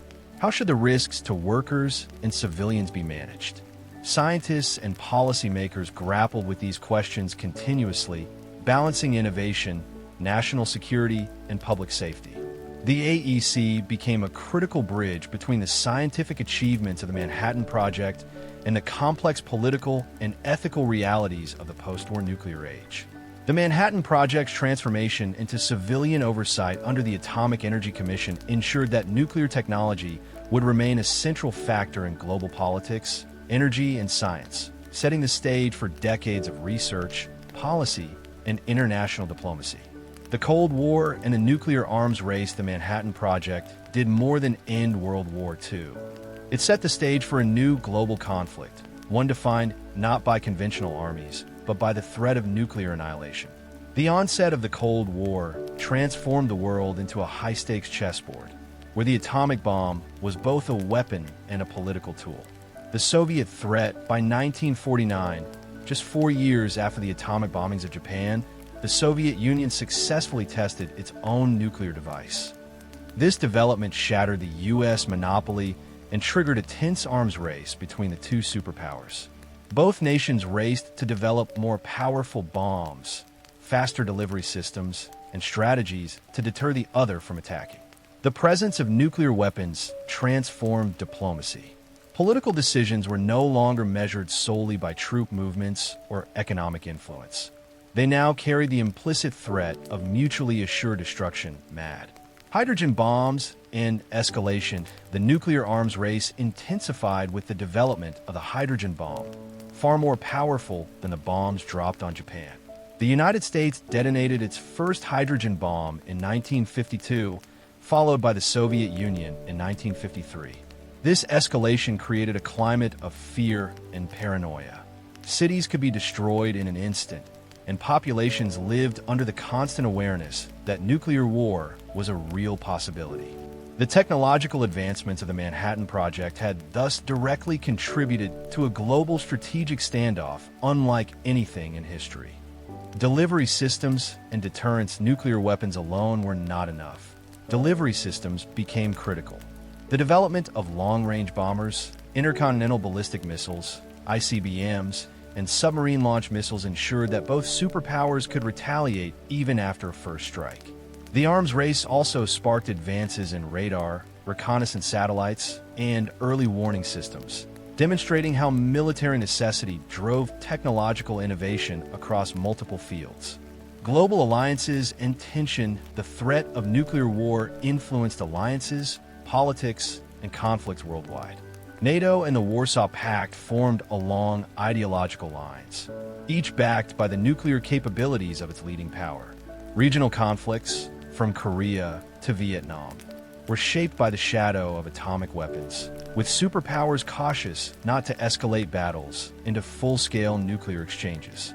The psychological impact for civilians. The atomic bomb's existence created a pervasive sense of anxiety. Schools conducted duck and cover drills, governments prepared fallout shelters, and popular culture, from literature to film, reflected the fears of a nuclear apocalypse. The world had entered an era where science and strategy combined to create the ultimate paradox: peace maintained through the constant possibility of total destruction.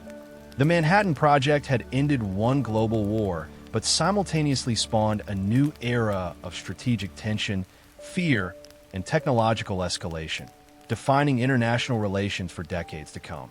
The Manhattan Project's influence on modern science. The Manhattan Project's legacy extends far beyond nuclear weapons. It transformed the landscape of modern science, research, and technology. The lessons learned, techniques developed, and collaborative methods established during the project continue to influence laboratories, industries, and universities around the world. A new model for big science. Before the Manhattan Project, scientific research was often small-scale, with individual labs pursuing independent inquiries.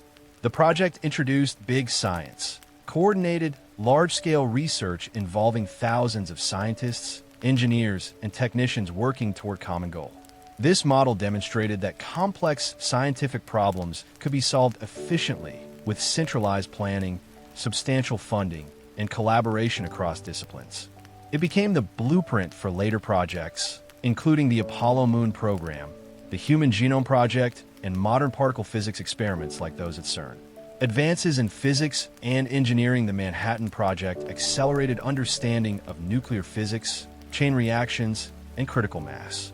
Techniques developed for reactor design, isotope separation, and bomb construction informed future nuclear research, both military and civilian. Additionally, engineering challenges, such as precision machining, large-scale chemical processing, and high-speed computation, spurred innovations that found applications in aerospace, electronics, and material science. Computing and mathematics. The project created a demand for complex calculations, leading to innovations in early computing. Human computers worked alongside primitive mechanical devices, eventually inspiring the development of digital computers. Mathematical modeling, simulation, and problem-solving techniques refined during the project laid the groundwork for modern computational science, influencing weather forecasting, structural engineering, and advanced physics simulations.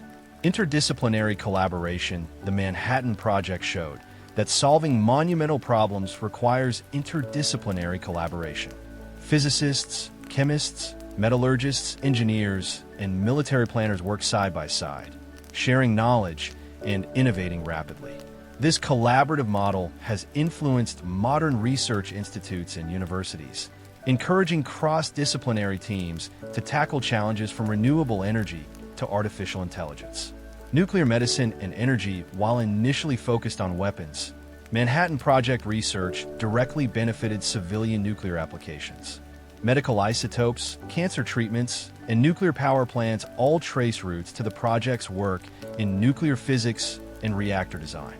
Hanford and Oak Ridge became hubs for research in radioactive isotopes, fueling advances in medicine, agriculture, and scientific research.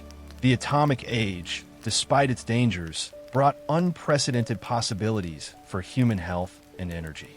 Ethical and scientific responsibility. Finally, the Manhattan Project left a lasting lesson in scientific ethics and responsibility. Scientists learned that discoveries can be double-edged, capable of both immense benefit and catastrophic harm. This lesson continues to shape discussions in areas like artificial intelligence, biotechnology, and climate engineering. The Manhattan Project was not only a military success, but a transformative milestone in human knowledge, demonstrating the extraordinary potential of science when paired with resources, collaboration, and ambition. Lessons learned from the Manhattan Project. The Manhattan Project was an extraordinary achievement of science, engineering, and organization, but it also offered profound lessons about ethics, politics, and human responsibility. Its story provides insights that remain relevant to this day. The power and danger of technology. The Manhattan Project demonstrated that scientific breakthroughs carry immense power and immense risk. The creation of the atomic bomb proved that human ingenuity could alter the course of history in an instant. It also showed that technology without ethical consideration could unleash unparalleled destruction. The lesson is clear. Scientists and engineers must consider the consequences of their work, not just the theoretical possibilities or technical challenges. Collaboration across disciplines. The project revealed the power of interdisciplinary collaboration. Physicists, chemists, metallurgists, engineers, mathematicians, and military personnel worked together in ways never seen before. By combining their expertise, they solved problems that would have been impossible individually. Modern science, from climate modeling to space exploration, continues to benefit from this lesson. Great challenges require teams, coordination, and diverse perspectives. The importance of secrecy and security was essential to the Manhattan Project's success, but it came at a cost. Scientists were isolated from friends, family, and colleagues outside the project. While secrecy protected the mission, it also created stress and moral dilemmas. The lesson remains relevant today. Balancing security and transparency is a constant challenge in scientific and technological development, particularly when the stakes are high. Ethical responsibility in war, perhaps the most enduring lesson, is the moral responsibility of scientists in wartime.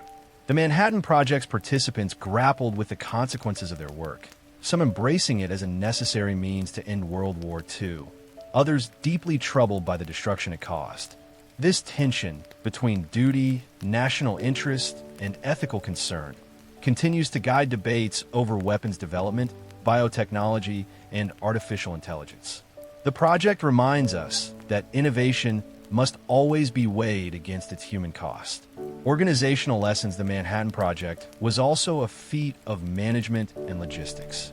Coordinating tens of thousands of people across multiple secret locations with limited communication showed that ambitious goals could be achieved with clear leadership, meticulous planning, and adaptability. Modern megaprojects, from space programs to pandemic responses, draw on these lessons in organization and resource management. The global consequences. Finally, the Manhattan Project demonstrated that scientific breakthroughs have global consequences.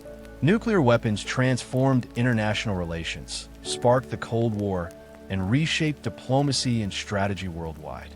It reinforced the idea that scientific progress is inseparable from political and social responsibility, a lesson that applies as much to contemporary challenges as it did in 1945.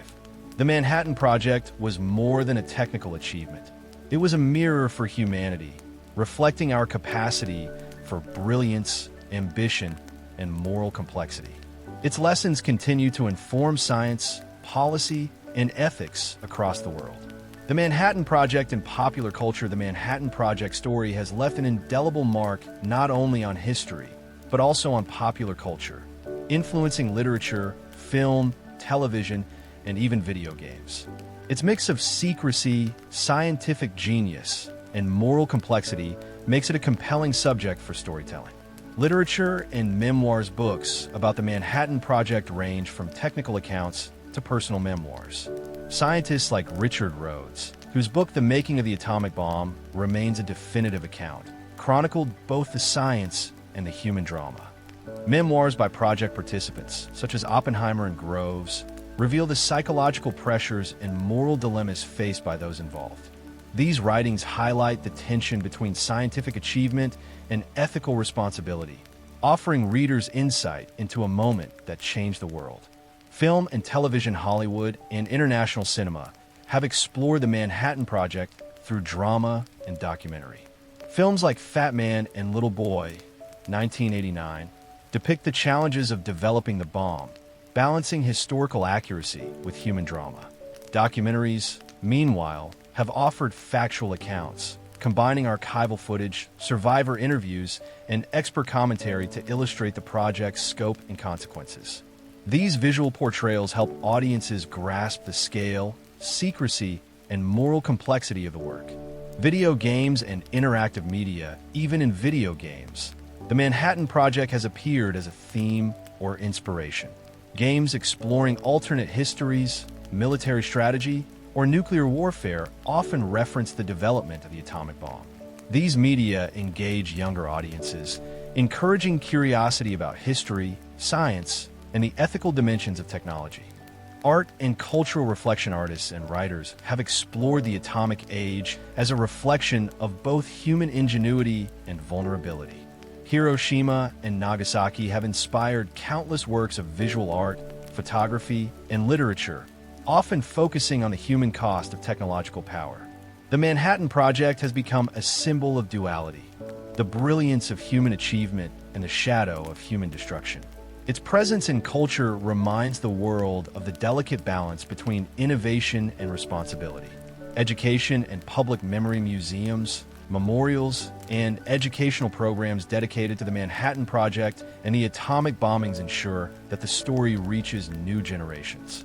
Sites like Los Alamos National Laboratory, the Hiroshima Peace Memorial, and the Nagasaki Atomic Bomb Museum preserve artifacts, documents, and oral histories. These resources teach not only science and history, but also ethics, encouraging reflection on the responsibilities that come with technological power. The Manhattan Project's imprint on culture reflects humanity's ongoing struggle to reconcile scientific achievement with moral accountability, a theme that remains profoundly relevant in today's rapidly advancing world. Security and secrecy. Protecting the Manhattan Project was not only a scientific and engineering marvel, it was one of the most secretive operations in history. Maintaining security was critical to prevent the Axis powers from learning about the development of the atomic bomb.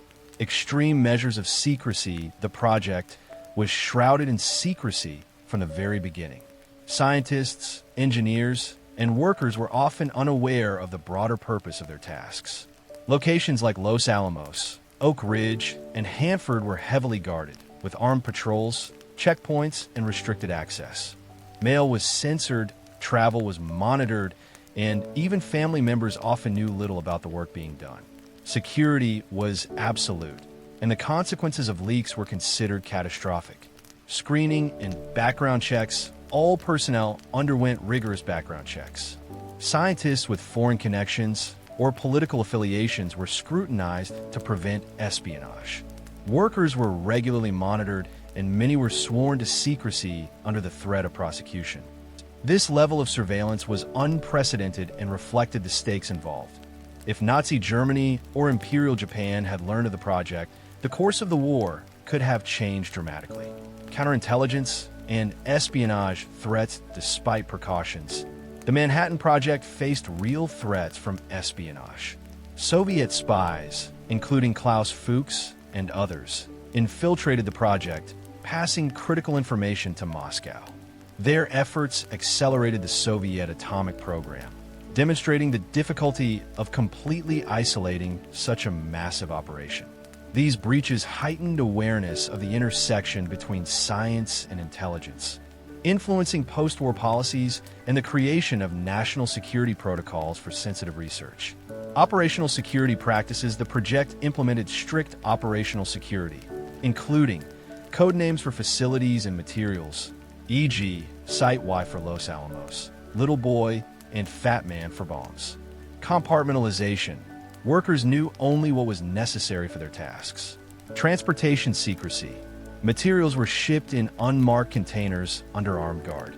These practices not only protected the project during the war, but set the standard for secure scientific operations in the future. Psychological effects of secrecy. The intense secrecy also had a human cost. Scientists and workers often felt isolated or anxious, aware that even minor mistakes could compromise national security. Relationships were strained, and personal freedoms were curtailed. Yet this secrecy was also a source of camaraderie. People bonded over shared responsibility, knowing they were part of something historic and vital to the war effort. The Manhattan Project demonstrated that security and secrecy are as crucial as scientific innovation when the stakes involve national survival and global consequences. It was a lesson in trust, discipline, and the risks inherent in wielding extraordinary knowledge. Women and minorities in the Manhattan Project. While the Manhattan Project is often remembered for its scientists and military leaders, women and minorities played crucial roles in its success. Their contributions, though often overlooked, were essential to the operation's achievements and offer a deeper understanding of the human effort behind the bomb. Women in science and engineering. Thousands of women worked on the Manhattan Project in roles ranging from calculators and clerks to engineers and chemists. They performed complex calculations, assisted in experimental setups, and contributed to research at Los Alamos, Oak Ridge, and Hanford. One notable example is Leona Woods, a physicist who helped design the first nuclear reactor, the Chicago Pile 1. Her work in reactor physics was critical to understanding chain reactions and controlling nuclear energy safely. Women were often underpaid and undercredited, yet their contributions were vital, and many went on to influential careers in physics, chemistry, and engineering after the war. Minorities and technical staff. African Americans, Native Americans, and other minority groups were employed in various capacities, from manual labor to technical support. At Oak Ridge, for example, African American workers operated complex machinery in the uranium enrichment facilities, often under challenging conditions of segregation and discrimination. Despite societal barriers, these workers contributed directly to the project's goals. Their labor in construction, chemical processing, and maintenance enabled the rapid production of materials necessary for the bomb. The human toll and recognition. The work environment was intense and secretive, with long hours, hazardous materials, and strict safety protocols. Many women and minority workers faced additional challenges, including gender and racial discrimination, yet they persevered under extreme pressure. Recognition for these contributions was slow, with many stories only emerging decades later. Today, historians increasingly acknowledge the essential roles played by these often overlooked members of the Manhattan Project. Legacy and inspiration. The involvement of women and minorities in the Manhattan Project helped pave the way for broader inclusion in STEM fields. Their achievements demonstrated that talent and dedication are not confined by gender or race, inspiring future generations of scientists and engineers. Their participation also reminds us that even in the most secretive and high-stakes projects, diverse perspectives and skills are indispensable for success. The Manhattan Project was not only a scientific and military feat, but a human endeavor that relied on the contributions of thousands of people from all backgrounds. proving that innovation depends on collaboration across society. The Trinity test, first nuclear explosion before the atomic bombs could be used in war, the Manhattan Project required a final, definitive test of the plutonium implosion design. This test, codenamed Trinity, marked the first detonation of a nuclear weapon in history and signaled humanity's entry into the atomic age. Preparing the test, the Trinity test was conducted on July 16, 1945, in the remote desert of Alamogordo, New Mexico. Scientists and military personnel traveled hundreds of miles to the site, bringing with them the plutonium bomb, instrumentation, and safety equipment. Los Alamos teams meticulously assembled the bomb, knowing that this was the final validation before deployment. The test needed to confirm that the implosion method would work as designed, a complex challenge requiring precise engineering and timing. The moment of detonation at 5:29 a.m., the plutonium device detonated. Witnesses described a blinding flash, a deafening roar, and a mushroom cloud that rose 40,000 feet into the sky. The desert floor was vaporized, and the heat was so intense that it melted the sand into a greenish glass later called trinitite. For many present, the explosion was awe-inspiring and terrifying. Some scientists reportedly wept, overwhelmed by the power they had unleashed. Oppenheimer famously recalled lines from the Bhagavad Gita, "Now I am become death, the destroyer of worlds." Immediate scientific observations instrumentation captured data on blast pressure, radiation, and heat. The results confirmed the effectiveness of the implosion design, validating months of calculations and experiments. The success of Trinity meant that the Fat Man bomb could be deployed with confidence. The test also provided critical insights into the destructive potential of nuclear weapons, giving planners a stark understanding of the consequences for human targets.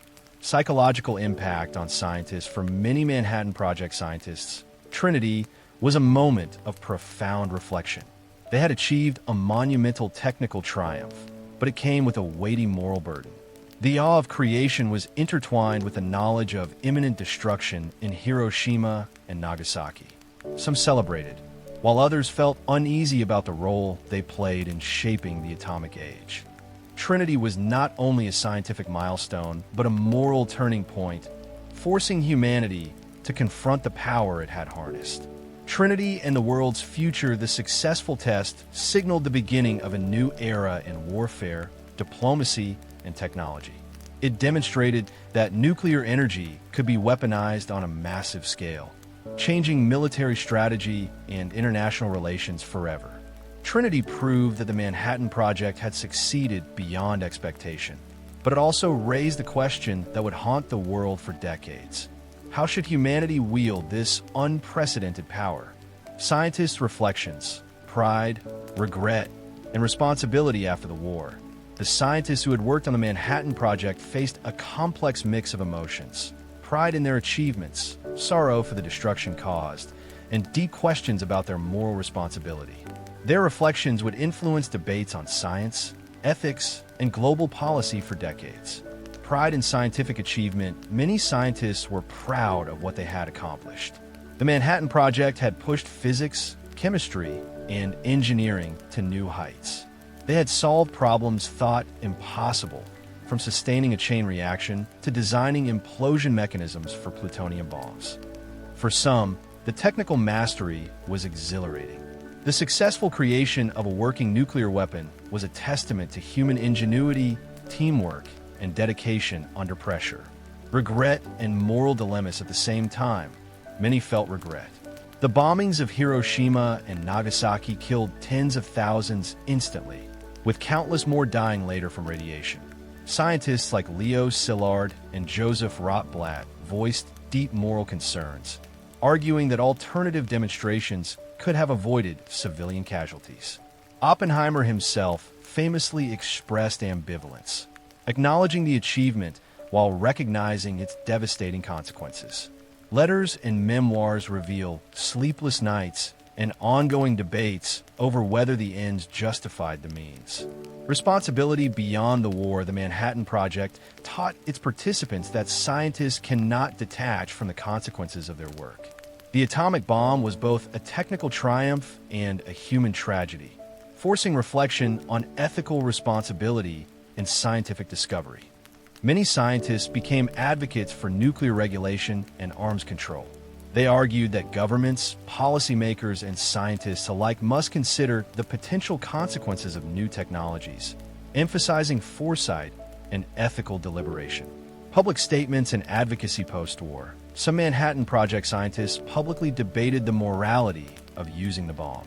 Oppenheimer testified before Congress about the implications of nuclear weapons.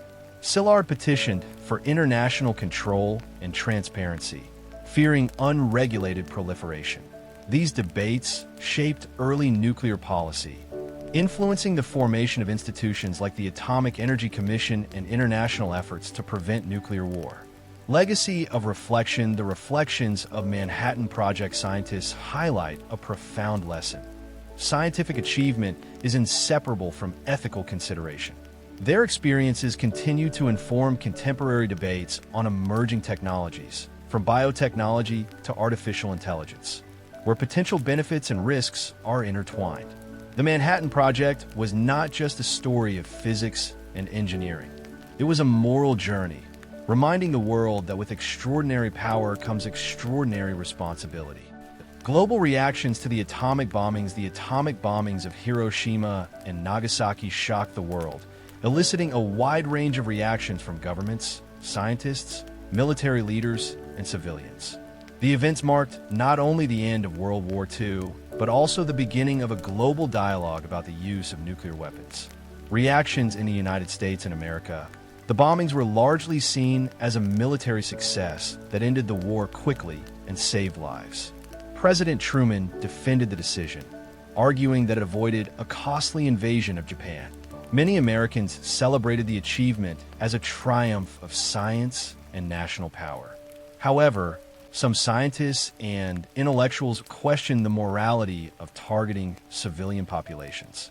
Voices like Albert Einstein, although not directly involved in the Manhattan Project, expressed concern about the precedent set by using such weapons against cities. International reactions. Allied nations responded with a mix of relief and unease. Britain and France largely supported the U.S. decision, seeing it as a necessary measure to end the conflict. In contrast, the Soviet Union took a cautious stance, noting the display of American nuclear power while accelerating its own atomic program.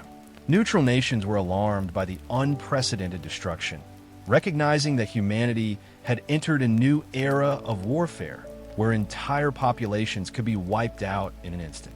Japan's response. For Japan, the bombings were catastrophic and deeply traumatic. Civilians and survivors faced unimaginable suffering, with entire cities destroyed and communities decimated. Japanese leaders, including Emperor Hirohito, acknowledged the unprecedented power of the bomb and the necessity of surrender to prevent further loss of life.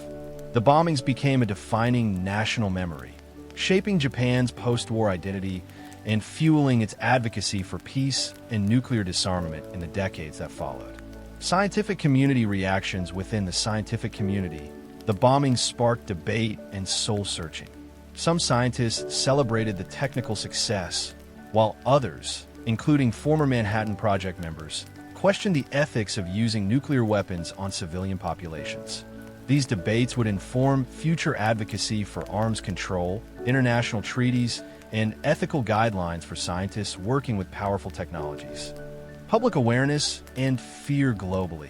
The bombings awakened the public to the existential threat posed by nuclear weapons. Newspapers and radio broadcasts relayed vivid images of destruction, leading to widespread fear, curiosity, and fascination. The atomic bomb became both a symbol of national power and a source of anxiety about humanity's future. The global reactions to Hiroshima and Nagasaki reflected the complex mix of awe, fear, and ethical concern that the Manhattan Project had unleashed. The world had witnessed the dawn of the nuclear age, and with it, a profound shift in the understanding of human power and responsibility.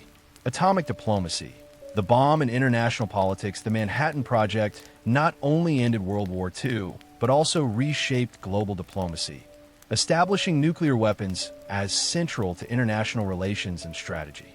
The atomic bomb became both a tool of war and a symbol of geopolitical power. The United States, as a superpower by 1945, the United States emerged from the war with unparalleled military and technological dominance. Possessing the atomic bomb gave the U.S. a decisive advantage in negotiations and global influence. Leaders recognized that nuclear weapons could determine the balance of power, influencing both allies and adversaries. This new leverage shaped post-war policies in Europe and Asia, affecting reconstruction efforts, military alliances, and strategic planning. The Soviet Union and the nuclear challenge. The Soviet Union viewed the atomic bomb as both a threat and a stimulus. While American possession of nuclear weapons was alarming, it also accelerated the Soviet nuclear program. By 1949, the USSR had successfully detonated its own bomb, eliminating the U.S. monopoly and igniting the nuclear arms race. This development cemented the division of the world into superpower blocs and introduced a prolonged era of tension known as the Cold War. The role of nuclear weapons in diplomacy, the concept of atomic diplomacy, emerged, where nuclear weapons were used to influence international negotiations. The U.S. leveraged its nuclear superiority in discussions about post-war Japan, the occupation of Germany, and the shaping of the United Nations. Similarly, the threat of nuclear escalation shaped Soviet strategies, reinforcing the use of deterrence as a core principle of military and foreign policy. International treaties and control efforts recognizing the catastrophic potential of nuclear weapons, leaders and scientists advocated for international oversight. The Baruch Plan of 1946 proposed international control of atomic energy to prevent proliferation, though it was ultimately rejected by the Soviet Union. These early efforts laid the groundwork for later treaties, such as the Non-Proliferation Treaty, NPT, and ongoing global discussions about arms control and disarmament. Ethical and strategic considerations. Atomic diplomacy forced nations to confront the ethics of nuclear deterrence. Leaders had to balance the desire for security with the risk of global annihilation. The bomb was no longer merely a weapon. It was a political instrument capable of influencing the fate of nations without firing a shot. The Manhattan Project's legacy in diplomacy demonstrated that scientific innovation could directly shape international politics, redefining power, security, and the rules of global engagement in the atomic age. Nuclear proliferation. The spread of atomic technology, the success of the Manhattan Project, and the subsequent use of atomic bombs set the stage for nuclear proliferation, as nations around the world recognized the strategic and political power of nuclear weapons. This spread of technology would define global security concerns for decades. Early proliferation efforts. After World War II, the United States controlled nuclear knowledge and production, but other nations quickly sought their own capabilities. The Soviet Union achieved nuclear parity in 1949, followed by the United Kingdom in 1952, France in 1960, and China in 1964. Each country invested heavily in research, enrichment, and weapons development, motivated by both security concerns and the desire for international prestige. The Manhattan Project had demonstrated that atomic technology could transform national power, prompting a wave of investment and ambition. Spread of knowledge and expertise. Scientists who had worked on the Manhattan Project, along with intelligence operations, inadvertently facilitated the spread of knowledge. Espionage, technological transfers, and international collaboration accelerated nuclear development in multiple countries. This diffusion of expertise highlighted a critical reality. Once knowledge exists, it is almost impossible to contain completely, raising the stakes for global monitoring and non-proliferation efforts. International response. The international community attempted to manage the risks of proliferation through treaties and agreements. Early efforts included the Baruch Plan, 1946, advocating international control of atomic energy, and later the Non-Proliferation Treaty, NPT, 1968, which sought to limit the number of nuclear-armed states. Despite these efforts, the desire for security, national prestige, and regional power drives continued nuclear development in several nations, underscoring the ongoing challenge posed by atomic technology. Civilian nuclear technology, nuclear knowledge also spread into civilian sectors. Reactors for electricity, medical isotopes, and scientific research proliferated, demonstrating that atomic energy could benefit humanity beyond warfare. However, civilian programs sometimes increase the risk of proliferation, since enrichment and reprocessing technology could be adapted for weapons use.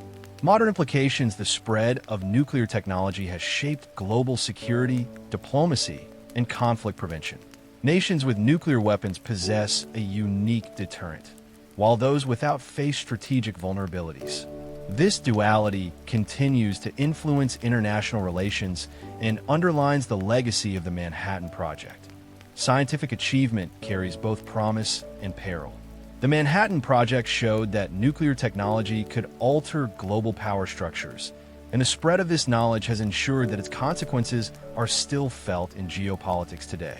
Ethical debates and the atomic age, the Manhattan Project, not only transformed science and warfare, but also sparked enduring ethical debates. The creation and use of the atomic bomb forced humanity to confront questions about morality, responsibility, and the limits of technological power. The moral dilemma of the bomb, the central ethical question, was stark. Was it justifiable to kill tens of thousands of civilians to end a war more quickly? Supporters argued that the bombings of Hiroshima and Nagasaki saved lives by preventing a prolonged invasion of Japan. Critics contended that targeting civilian populations was morally indefensible, regardless of strategic outcomes. This debate remains unresolved, forming a core tension in discussions of military ethics, international law, and humanitarian principles. Scientists' ethical reflections: many Manhattan Project scientists wrestled with guilt and responsibility. Figures like Leo Szilard and Joseph Rotblat openly opposed the use of atomic bombs against cities, advocating for demonstrations on uninhabited areas. Oppenheimer, while acknowledging the necessity of the weapon in wartime, described the experience as deeply troubling, famously quoting the Bhagavad Gita, "Now I am become death, the destroyer of worlds." These reflections underscored that scientific achievement cannot be separated from its human consequences. Ethical frameworks for future technology, the Manhattan Project, set a precedent for considering ethics alongside innovation. Governments, military planners, and scientists recognize that powerful technologies demand careful oversight, moral deliberation, and public accountability. These lessons influence post-war nuclear policy, international treaties, and the broader philosophy of science, emphasizing that progress carries responsibility. Public discourse and awareness: the atomic bomb's use ignited global conversations about morality, war, and humanity's capacity for destruction. Philosophers, writers, and religious leaders debated whether humanity could survive technologies capable of annihilating entire cities, shaping the ethical discourse of the atomic age. Public awareness of the bomb's destructive power also fueled movements advocating for peace, disarmament, and international cooperation, reinforcing the connection between technological power and societal responsibility. Legacy of ethical debate: the ethical debates born from the Manhattan Project remain relevant today. Whether considering artificial intelligence, biotechnology, or climate engineering, society faces similar dilemmas. How to harness powerful tools without causing harm. The atomic age serves as a cautionary tale, reminding humanity to weigh the consequences of innovation carefully. The Manhattan Project proved that science can achieve the unimaginable, but it also revealed that moral reflection must accompany technological progress, a lesson as crucial now as it was in 1945. Remembering the Manhattan Project. Museums and memorials: the Manhattan Project left a lasting mark on history, and today, museums, memorials, and historical sites preserve its legacy, educating future generations about its achievements, consequences, and moral complexities. Los Alamos National Laboratory and Museums. Los Alamos, the central hub of the Manhattan Project, maintains museums and visitor centers showcasing the science, engineering, and people behind the bomb. Exhibits include original documents, photographs, and equipment, providing insight into the day-to-day lives of scientists and technicians. These sites highlight both the technical achievements and the ethical questions, allowing visitors to understand the human story behind the technology. Oak Ridge and Hanford sites. Oak Ridge in Tennessee and Hanford in Washington State also preserve Manhattan Project history. Oak Ridge's museums explore uranium enrichment, worker contributions, and the massive industrial scale of the project. Hanford focuses on plutonium production and reactor technology, illustrating how science and engineering work together on an unprecedented scale.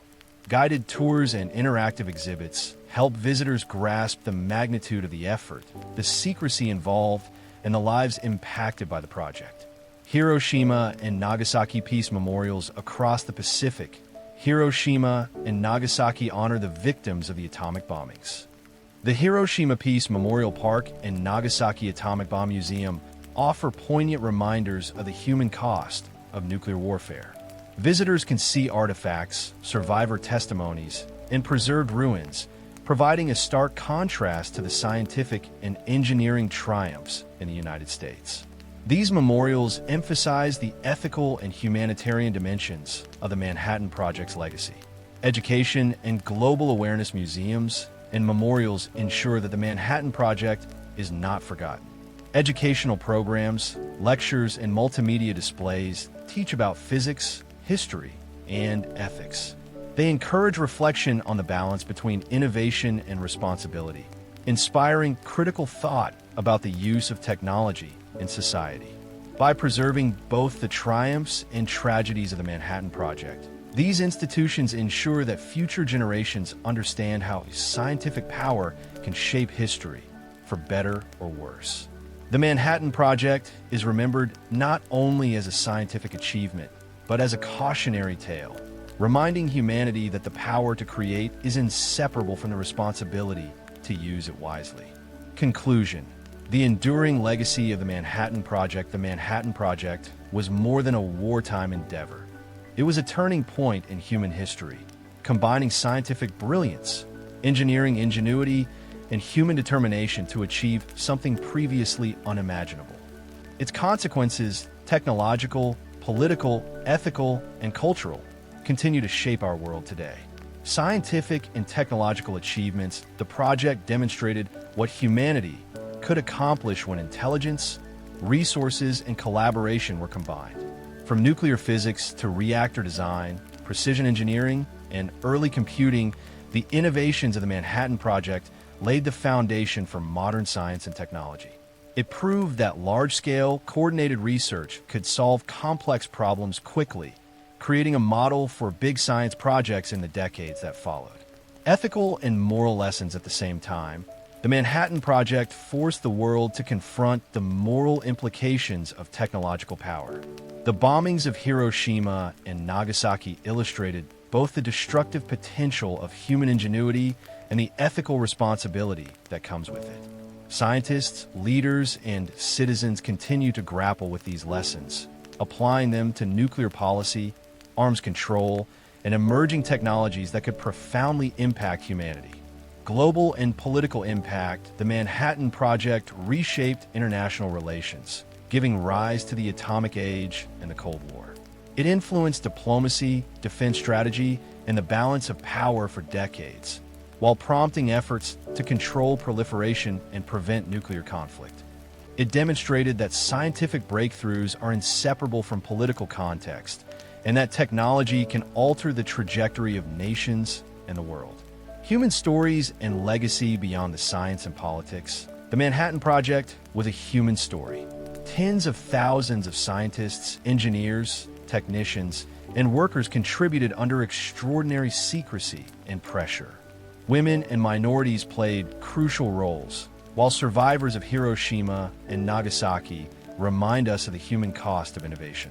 Their stories, preserved in museums, memorials, and literature, ensure that the legacy of the Manhattan Project is not only technical, but profoundly human. Looking forward today, the Manhattan Project serves as a reminder of the double-edged nature of scientific progress. It illustrates the potential for incredible achievement and the capacity for profound destruction. As humanity faces new challenges in technology, energy, and ethics, the lessons of the Manhattan Project remain timely and vital. It is a story of brilliance and peril, triumph and tragedy, a testament to the power of human ingenuity and the responsibility that comes with it. The Manhattan Project changed the course of history, and its legacy endures, challenging future generations to wield knowledge wisely, ethically, and for the betterment of all. The Manhattan Project was more than a scientific achievement. It was a story of human ingenuity, ambition, and moral complexity. It showed what humanity can accomplish when minds work together, but it also reminded the world of the immense responsibility that comes with such power. From the isolated labs of Los Alamos to the deserts of New Mexico, from the destruction of Hiroshima and Nagasaki to the global debates that followed, the legacy of the Manhattan Project continues to shape science, politics, and ethics. As we reflect on this chapter of history, we are reminded that knowledge and innovation are double-edged. They can create life-changing progress or devastating destruction. The Manhattan Project teaches us to pursue discovery with care, conscience, and foresight. If you found this journey through history fascinating, don't forget to like, subscribe, and share. Comment below which part of the Manhattan Project surprised or moved you the most. We'd love to hear your thoughts. History is full of lessons, and by learning from the past, we can shape a better, wiser future.